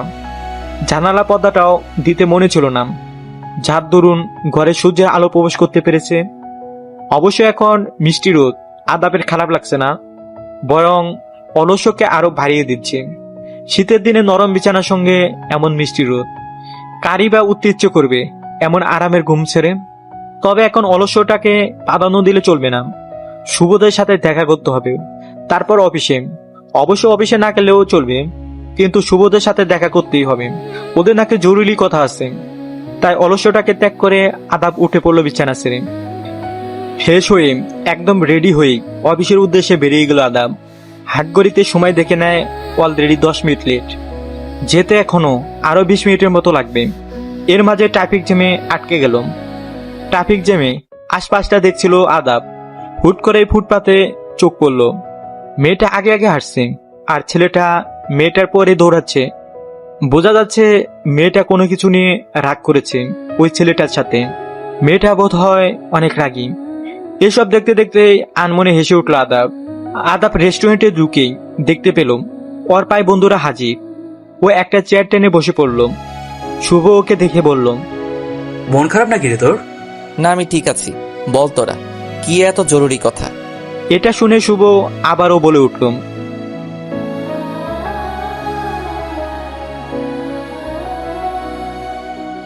আদাব চেয়ার বেঁকিয়ে বসেছিল। এই কথা শুনে সুদা হয়ে বসলো। ওর নিজেরও ইচ্ছে হলো ওদের সঙ্গ দেওয়ার। অন্তত মাইন্ডটা ফ্রেশ হবে আর মনের ভূতও মাথা থেকে নামবে কিছু সময়ের জন্য হলেও। আদাব ওদের সম্মতি দিয়ে বলল, তোর মাইন্ডও ফ্রেশ হবে। তা ঠিক বলেছিস। বল, ট্যুরের প্ল্যান কোন জায়গায়? অনেক জায়গায় তো ঘুরলাম, এবার না হয় চট্টগ্রামের কোথাও ট্যুর দিই। হ্যাঁ, তা ঠিক বলেছিস। তাহলে এবার চট্টগ্রামে হয়ে যাক ট্যুর। তা চট্টগ্রামের কোন পিকনিক স্পটে ঘোরার প্ল্যান করেছিস? চট্টগ্রামে মহামায়া লেকেই যাই এবার। সবাই সম্মতি জানালো। তাহলে 19 তারিখ রাতেই গাড়িতে উঠছি। 20 তারিখ ওখানে মহামায়া লেকে পারফেক্ট টাইমে পৌঁছে যাব। সবাই সম্মতি জানিয়ে আড্ডা শুরু করে দিল। মূলত এই ট্যুরটা আদাবের জন্য করেছিল শুভ, যাতে করে আদাবের মন মানসিকতা একটু ফ্রেশ হয়। 19 তারিখ যথাসময় আদাব, শুভ আর বাকিরা সবাই স্টেশনে পৌঁছালো। সকালেই পৌঁছে গেল ওরা সবাই চট্টগ্রামে। সবাই গাড়ি থেকে নেমেই একটা রেস্টুরেন্ট থেকে নাস্তা সেরে হোটেলে গেল একটু ফ্রেশ হওয়ার জন্য। মূলত হোটেল অনলাইনে আগে থেকেই বুক করে রেখেছিল শুভ। সবাই এক এক করে হোটেলের শোরুমে গিয়ে ফ্রেশ হয়ে নিল। তারপরেই এক এক করে সঠিক টাইমে বের হয়ে এলো মহামায়া লেকের উদ্দেশ্যে। অন্যদিকে মুন আর মিম দুজনেই অনেক এক্সাইটেড, কারণ অবশেষে অনেক দিন পর তাদের স্বাদের দিনটা আসলো। মিম তো সেই খুশি। বাসা থেকে বের হওয়ার সময় আঙ্কেল আর আন্টি বারবার করে বলে দিয়েছে যাতে করে আমরা যেন আজে বাজে কোনো জিনিস না খাই, আর ওই এরিয়া থেকে যেন বের না হই। কলেজের আওতায় থাকি সবসময়। আর আমরাও হ্যাঁ বোধক মাথা নেড়ে সব বুঝে নিলাম আর বেরিয়ে গেলাম, কারণ কলেজে বলে দিয়েছিল যাতে দেরি না করি। অবশেষে মহামায়া লেকের উদ্দেশ্যে কলেজ গাড়ি ছেড়ে দিল। আহা, কি এক অনুভূতি! আর অন্যদিকে আদাবরাও প্রায় কাছাকাছি চলে এলো মহামায়া লেকে। মহামায়া লেক একটি প্রাকৃতিক লেক। বিশাল এলাকা জুড়ে পাহাড়ি লেকের পানি দিয়ে এই এলাকা গঠিত। এখানে রয়েছে পাহাড়ি গুহা, রাবার ড্যাম এবং ঝর্ণা। মুহুরী নদী ফেনী জেলা এবং নোয়াখালী জেলা থেকে এটিকে আলাদা করেছে। এটিকে চট্টগ্রামের প্রবেশদ্বারও বলা যায়। কিছুক্ষণই হলো আদাবরা এসে পৌঁছেছে। গাড়ি থেকে নেমেই গেট থেকে ইকো পার্কের টিকিট কেটে ঢুকে বলল ওরা সবাই। ইকো পার্ক থেকে শুরু পাহাড়ি রাস্তা দিয়ে 10 মিনিট হাঁটতেই সেই কাঙ্ক্ষিত জায়গা মহামায়া লেকে পৌঁছালো ওরা সবাই। আমাদের গাড়ি মাত্রই এসে পৌঁছলো সেই কাঙ্ক্ষিত জায়গায়। অবশ্য গাড়ি পুরোপুরি মহামায়া লেকে যায় না, একটা পার্ক থেকেই 10 মিনিট হাঁটতেই মহামায়া লেকে পৌঁছে যায়। আমরা গাড়ি থেকে নামতেই ইকো পার্কে ঢুকলাম। ইকো পার্কে ঢুকতেই চারপাশের সবুজ নিপবনে নিজেকে আবিষ্কার করে এক স্বর্গীয় মতন অনুভূতি অনুভব করলাম। আশেপাশে মাঝারি উচ্চতার পাহাড় মাঝখান দিয়ে চলে গিয়েছে মহামায়া লেকে যাবার রাস্তাটি। আমরাও সেই রাস্তা অনুযায়ী চলতে লাগলাম। রাস্তা ধরে 10 মিনিট হাঁটতেই মহামায়া লেকে পৌঁছে গেলাম। মহামায়া লেক এক অপূর্ব সুন্দর জায়গা, যেটি নিজের চোখে না দেখলে এর সৌন্দর্য কোনো দিনও বোঝা সম্ভব না। যেন কোনো শিল্পীর সুনিপুণ হাতের রং তুলিতে আঁকা কোনো ছবি। এতটাই সুন্দর চারিদিকে। হালকা সবুজাভ স্বচ্ছ পানি, পানির উপর চারিদিকে সবুজ পাহাড়ের প্রতিচ্ছবি। অসাধারণ প্রতিটি দৃশ্য, বর্ণাতীত সেই অনুভূতি। লেকের পাড়ের নির্মল বাতাস আমার শরীর ও মনকে মুহূর্তের মধ্যে সতেজ করে তুলল। মহামায়া লেকের আরেকটি মূল আকর্ষণ হলো কায়াকিং। পাহাড়ে ঘেরা লেকে কায়াকিং করার মজাটা একদম মিস করা যাবে না। কায়াকিং করার সময় লেকের ঠিক মাঝে গিয়ে চোখ বন্ধ করে দুহাত পাখির মতো মেলে কিছুক্ষণের জন্য হারিয়ে গিয়েছিলাম। মনে হচ্ছে যেন সময়টা থেমে যাবে, মস্তিষ্ক হয়ে যাবে ভার শূন্য। প্রকৃতির ভয়ানক স্নিগ্ধতা যেন গ্রাস করেছে। প্রকৃতি যে কতটা রহস্যময় সেটার কিছুটা হলেও হয়তো উপলব্ধি করতে পেরেছি। সেই সময়ই আদাবরা কায়াকিং করে নেমেছে মাত্র হঠাৎ মনে হলো ওই দূরের বোটটাতে পাখির মতো ডানা মিলে মনের মতো কে একজন বসে আছে। অবশ্য পুরোটা চেহারাই অস্পষ্ট। আদাব নিজের মাথায় বাড়ি দিল। মস্তিষ্কের সাথে সাথে চোখগুলো হয়তো গিয়েছে। মনের কথা ভাবতে ভাবতে যাকে তাকে মনের মতো মনে হচ্ছে। এসব ভাবতে ভাবতেই আদাবরা ঝর্ণার পথ ধরে হাঁটা ধরল। কায়াকিং শেষ করে এখানে একটা ঝর্ণা আছে, ওই ঝর্ণা অনুসারে হাঁটতে লাগলাম আমি, মিম আর দিমান, আর পিছনে আরো কিছু একই ক্লাসের শিক্ষার্থীও আছে। আমরা হাঁটতে হাঁটতে ঝর্ণার ধারে চলে আসলাম। পাশেই একটা ছোটখাটো কুপড়ি টাইপ দোকান আছে। মুন, মিম আর দিমানরা বাদাম চিলতে চিলতে খেতে খেতেই গল্প করছিল। কথা বলার মাঝখানেই মিমের কাশি উঠে যাওয়ার কারণে মুন মিমের কাছে দিমানকে রেখেই ওই দোকান থেকে পানি আনতে গেল। পানির বোতল নিয়ে আসার সময়ই কেউ একজনের সাথে ধাক্কা খেয়ে কোনো মতে নিজেকে সামলে দুঃখিত বলেই তাড়াহুড়ো করে মিমের কাছে এসে পানি খাওয়ানোর পরই একটু সুস্থ বোধ করলো মিম। আর এদিকে আদাব যেন স্তব্ধ। এটা কি ওর ভ্রম নাকি সত্যিই মুন ছিল এটা? কিন্তু ভ্রম কিভাবে হবে? এটা স্পষ্ট মুনেরই কণ্ঠ ছিল। এত মাস ধরে যাকে খুঁজে চলেছে সেই আজ এখানে ওরই চোখের সামনে দিয়ে গেল। আদাব যেন ভাগ হারাম। কি করবে ও ভেবে পাচ্ছে না। এটা সত্যিই মুন? আদাব দুটো পিছন ফেরেই কেউ নেই ওখানে, কিন্তু ও দেখেছে, মুনকে স্পষ্ট দেখেছে। আদাব যেন একটা ঘরের মধ্যে আছে। ও আসছিল পানি বোতলের জন্য দোকানে। যে কাজের জন্য আসছিল ওইটা না নিয়েই ও ও আবার বন্ধু মহলে ফেরত গেল। আদাবকে এত তাড়াতাড়ি আর খালি হাতে ফিরে আসতে দেখি শুভ বলে উঠল, কিরে, এত তাড়াতাড়ি ফিরে এলি যে? আর পানির বোতলে বা কই? আমি তো নিজে গিয়ে আনতে চেয়েছিলাম, তুই তো আমাকে যেতে না দিয়ে নিজে গেলি, এখন খালি হাতে কেন? আদাব কাপা কাপা কণ্ঠে বলে উঠল, মনকে দেখেছি। কি? কোন মন? ও মন, তুই সত্যি বলছিস? আরে দূর, এটা হয়তো তোর ভ্রমই হবে। এই 2 বছরে তুই প্রতি জায়গায় মনকে দেখিস, কিন্তু সামনাসামনি এটা অন্য কেউ। এবারে এমন কিছু দেখেছিস। আদ্রাব, এই সবকিছু তোর ভ্রম। আমি বিশ্বাস করতে পারছি না মন এই জায়গায় আছে এটা। শুভ এবার আদাবকে সিরিয়াস ভাবে নিল। তাই শুভ আদাবকে বলল, কোন জায়গায় দেখেছিস? চল। আদাব ওকে দোকানের সামনে যেই জায়গায় মন ধাক্কা খেয়ে পড়ে যেতে চেয়েছিল সেই জায়গায় নিয়ে আসলো। নিয়ে এসে শুরু থেকে শেষ পর্যন্ত সব বলল। আদাব দোকানে আসতেই মেয়ে একটা তাড়াহুড়ো করে বের হতে গিয়ে হাতের পানির বোতলটা নিচে পড়ে গিয়েছিল। এরপর আদাবকে দুঃখিত বলে খেয়াল না করে চলে গিয়েছিল। আদাব প্রথমে ভোম মনে করে দাঁড়িয়েছিল, কিন্তু এরপর যখন পিছনে ফিরল তখন নাকি আর দেখেনি মেয়েটাকে। শুভ আদাবের মুখ থেকে এসব শুনেও বিশ্বাস করতে পারল না, কারণ গত 2 বছর ধরেই আদাব মনের মতো মেয়ে দেখেই চলেছে, কিন্তু একবারও সত্যি হয়নি এটা। শুভর মাঝে মাঝে অনেক আফসোস হয় যে তার এই ভাইয়ের মতো বন্ধুটা মানসিকভাবে বিপর্যস্ত কিভাবে হলো। পুরো বিজনেসে সবাই আদাবকে প্রচুর সম্মান করে, চোদ্দা চোখে দেখে, কিন্তু তারা তো শুধু বাইরের আদাবকে দেখছে, ভিতরে আদাবকে তো কেউ দেখছে না। বাইরে যতটাই শক্ত গম্ভীর থাকুক না কেন, এই মানুষটা ভেতরে অনেক নরম মনের। এই 2টা বছর তো মানসিকভাবে একেবারেই ভেঙে পড়েছে আদাব, কিন্তু বাইরে একদম শক্ত থাকে। শুধু শুভর সামনেই ভেঙে পড়ে। শুভর অনেক খারাপ লাগে। যদি এই ভাই সময় মানুষটার জন্য কিছু করতে পারত, যদি পারত মনকে আদাবের সামনে এনে ওর ভুলগুলো ভাঙিয়ে দিতে।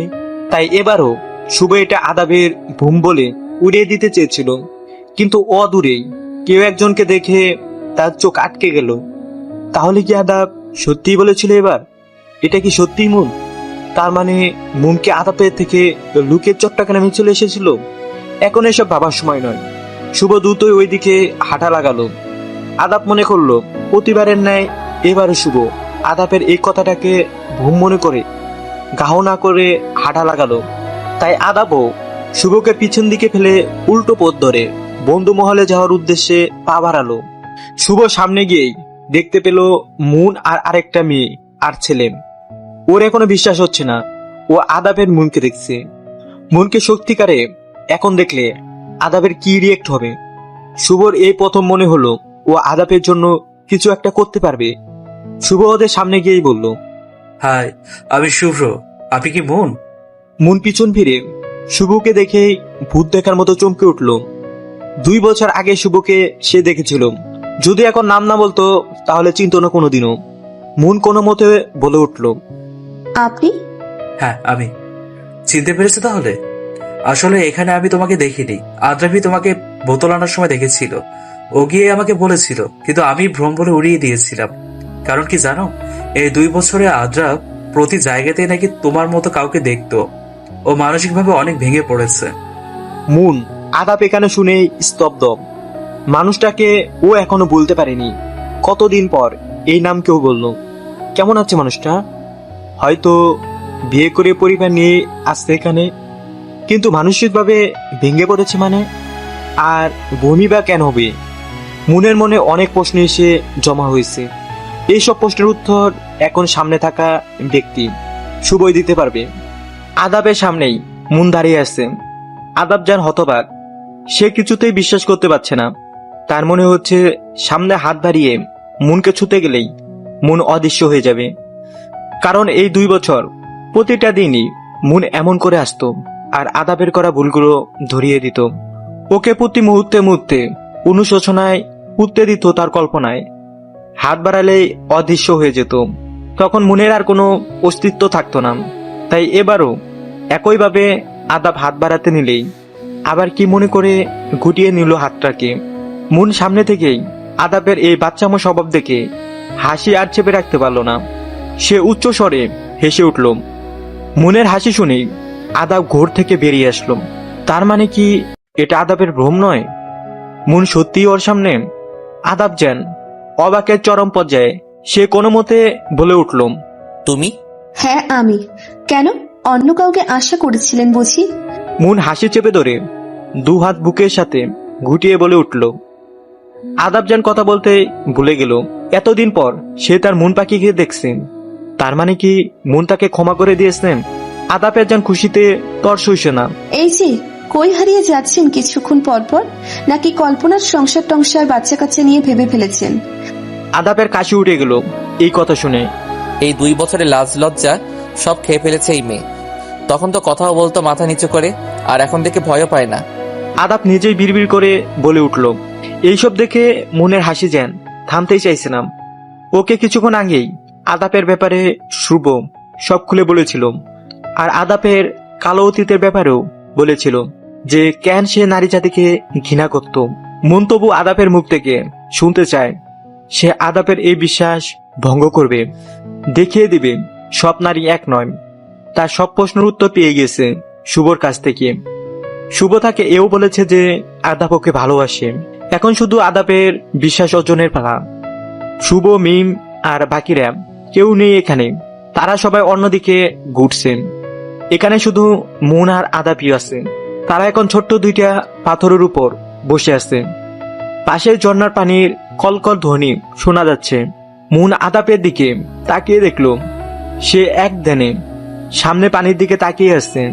মুনও আর বিরক্ত করলো না। সেও চুপচাপ বসে আছে অদূরেই তাকিয়ে। কোথায় হারিয়ে গিয়েছিলে এই 2 বছর? আদাব আগের ন্যায় ওই দিকে তাকিয়ে বলল। মুন আদাবের কোথায় ওর দিকে তাকালো। আপনার জন্য থাকতে পারছি ওই জায়গায়। আদাব এই কথার জবাবে আর কিছু বলতে পারল না। আবারও আগের অপরাধ বোধ জাগ্রত হওয়ায় ও লজ্জায় কুকড়ে গেল। মুন এটা বুঝতে পেরে নিজেকে নিজেই গালি দিল। কেন শুধু শুধু এসব বলতে গেল বেচারাকে? সবকিছু জেনেও আদাবকে আবারও না চাইতে কষ্ট দিয়ে ফেলল। জানো, এই 2 বছর ঢাকার পুরো আনাচে কানাচে তোমায় খুঁজেছি, কিন্তু পাইনি। আমি তো আশাই ছেড়ে দিয়েছিলাম যে তোমাকে আমি হারিয়ে ফেলেছি। প্রতিদিন তুমি আমার কল্পনায় আসতে। আজকেও তোমাকে দেখার পর আমি মনে করেছিলাম এই 2 বছরের ন্যায় আজও এটা আমার ভ্রম, যেন ছুঁয়ে দিলেই অদৃশ্য হয়ে যাবে। এই কথা জবাবে মুন আর কিছু বলল না। 2 মাস পর দিন চলে যায় নিজের মতো করে। এখন সবকিছুই ঠিকঠাক। সেই দিনের পর থেকে মুনের সাথে আদাবের সবকিছুই স্বাভাবিক। মুনও আদাবকে ক্ষমা করে দিয়েছে। আদাবের সাথে এখন মিমের ফ্যামিলিরও ভালো রিলেশন। আদাবের অফিসের আরেকটা শাখা রয়েছে চট্টগ্রামে। সে অফিসের কাজে চট্টগ্রামে আসলে মুন মিমদের বাসায় আসে। সেদিনের কথা আদাব আর ওর বাবা চট্টগ্রামে মিমের ফ্যামিলিতে মুনের ব্যাপারে বলেছে, আর এতে আঙ্কেল আন্টিও রাজি। ওনারা ভীষণ খুশি, আর মিম তো বেজায় খুশি। অবশেষে সবকিছু ঠিকঠাক মতো হয়ে গেল মুন আর আদাবের। এখন আর কোনো বাধা নেই। বাসর গলে বসে আছে মুন। এতদিন লজ্জা না লাগলেও তার এখন ভীষণ লজ্জা লাগছে। আদাব এসেই মুনকে বলল দুজনে মিলে নফল নামাজ পড়ে নিতে। আর এদিকে মুন তো বেজায় রাগ। কই ঘুমটা দিয়ে বসে আছি সিনেমার মতো, ওইটা তুলে বউকে দেখবে তা না করে উনি না দেখে উঠে চলে যেতে বলছে। লাগবে না ওনার দেখা, আমি রাগ করেছি ভীষণ।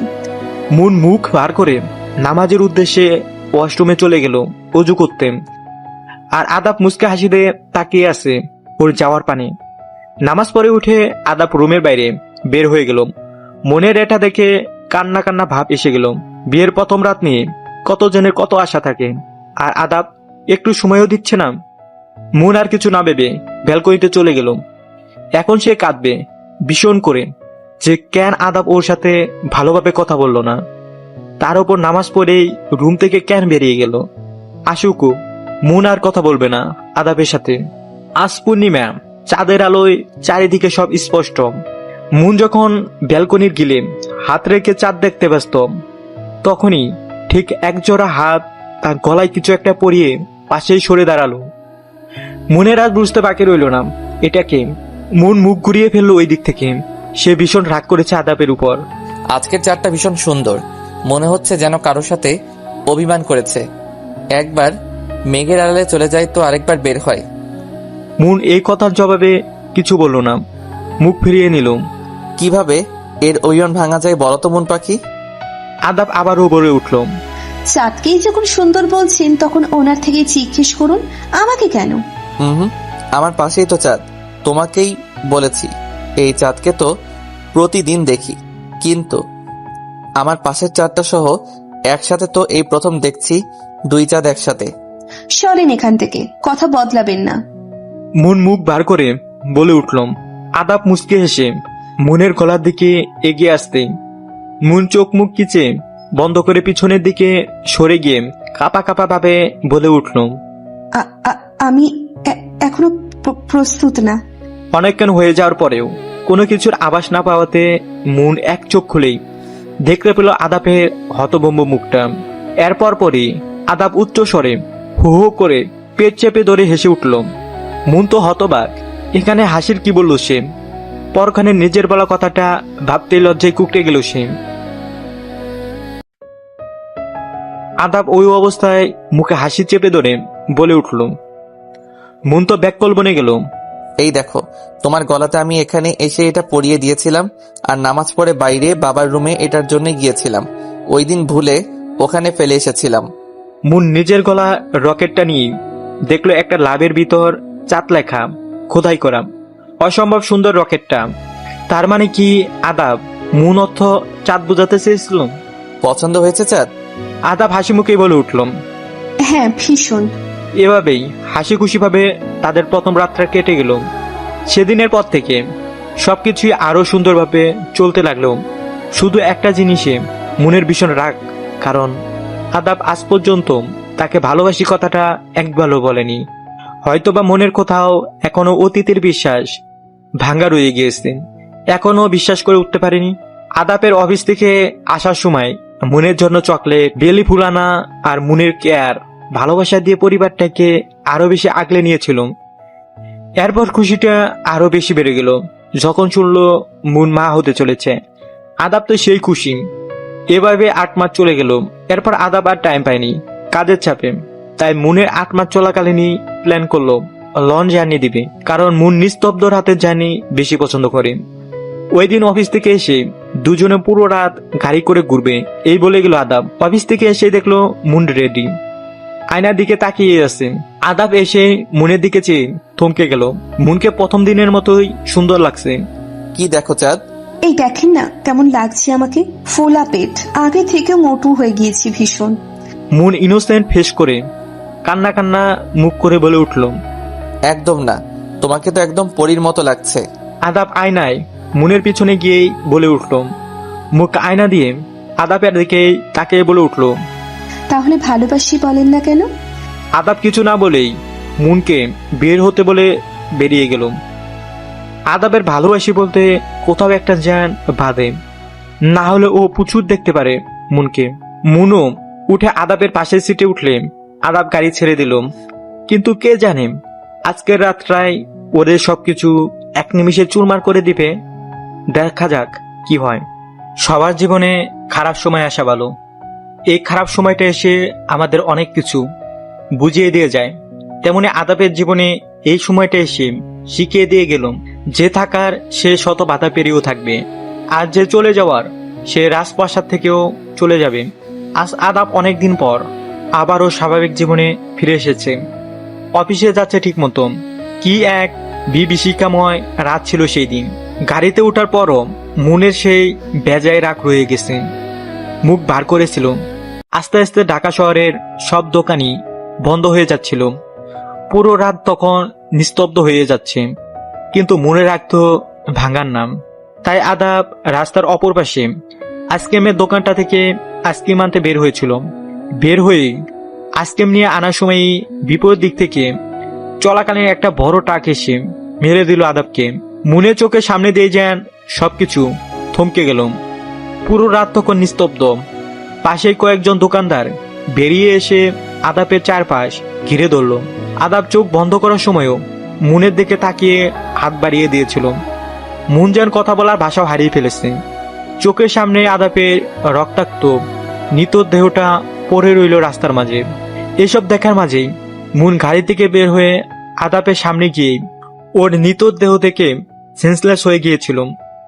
এরপর মুন আর কিছু জানতো না। যখন সেন্স ফিরে তখন নিজেকে হাসপাতালে বেডে আবিষ্কার করে। পাশেই মিম বসেছিল মুনের হাত ধরে। মুন চোখ খুলতে আদাপের কথা জিজ্ঞেস করে।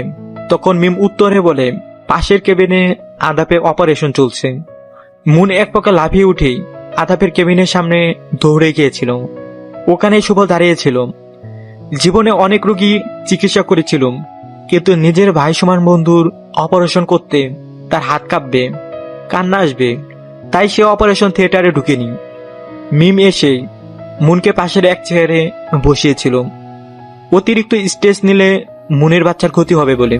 অপারেশন শেষে ডাক্তার বের হয়ে বলেছিল আদাপের সুস্থ হতে অনেক দিন লাগবে, কথাও বলতে আস্তে আস্তে সময় নিতে হবে। পা ভেঙে গিয়েছিল, হাঁটাচলা করতে পারবে না, আপাতত বেশ রেস্টে থাকতে হবে। মানে পুরো দিন রাতের জন্য একটা হোম লাশ লাগবে আদাপের। কিন্তু মুন মানেনি, সেই করবে আদাপের সব কাজ। সেই দিনের পর থেকে মুন তার ভারী পেট নিয়েও আদাপের সব কাজ করত।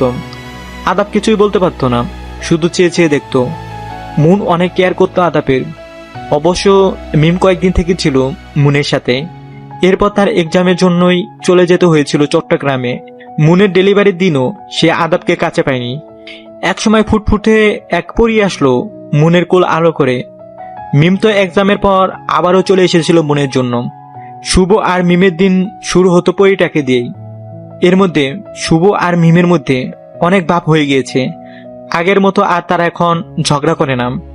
মুন এক হাতেই সব সামলাতো, সংসারের কাজ, আদাপের দেখাশোনা, সব মিলে পরিবারটাকে আরো সুন্দরভাবে গুছিয়ে নিত মুন।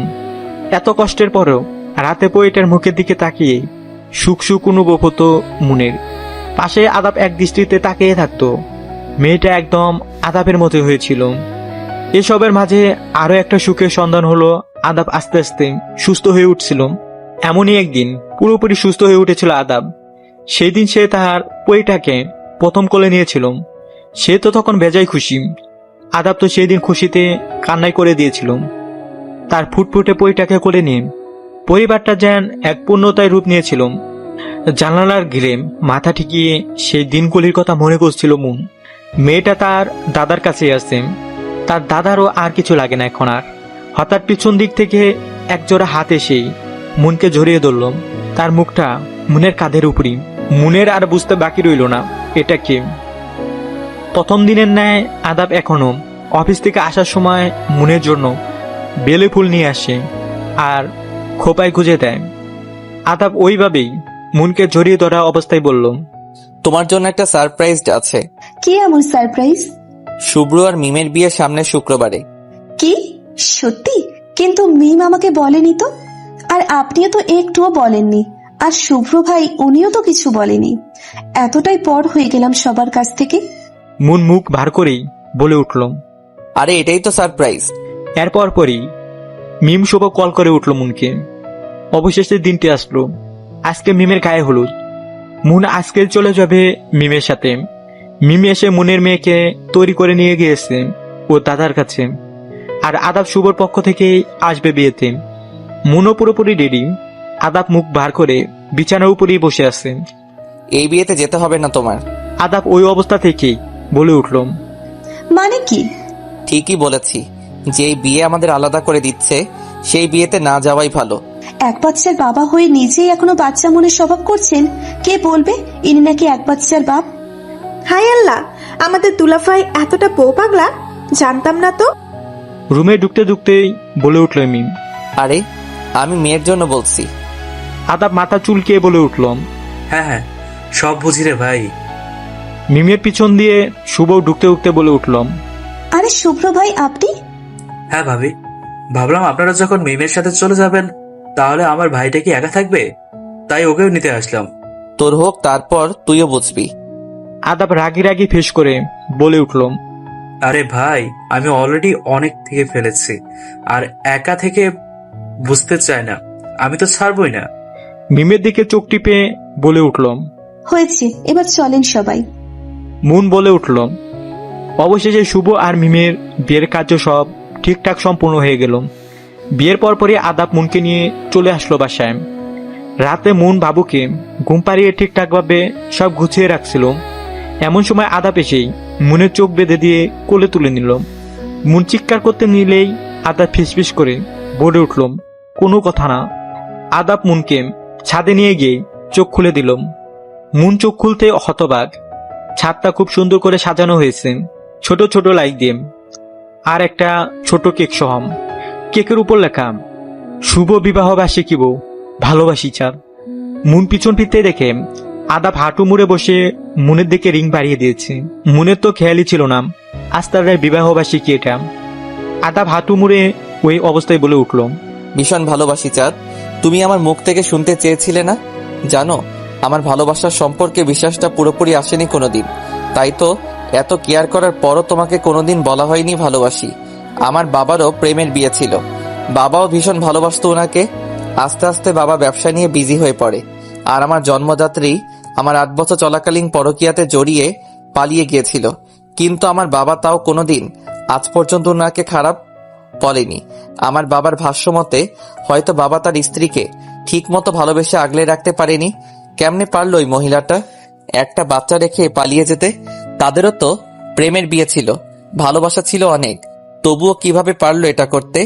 সেই পর্যন্ত আমি ভালোবাসা শব্দটাকে ঘৃণা করতাম, কিন্তু তোমাকে যেই দিন আমি প্রথম দেখি সেই দিনই ভালোবেসে ফেলেছি। তুমি আসার পর আমার সেই আগের বিশ্বাসটা ভেঙে দিলে। আমার অ্যাক্সিডেন্টের পর তুমি শিখিয়ে দিলে আসলেই সবাই এক নয়। তুমিও চাইলে তখন আমাকে ছেড়ে যেতে পারতে।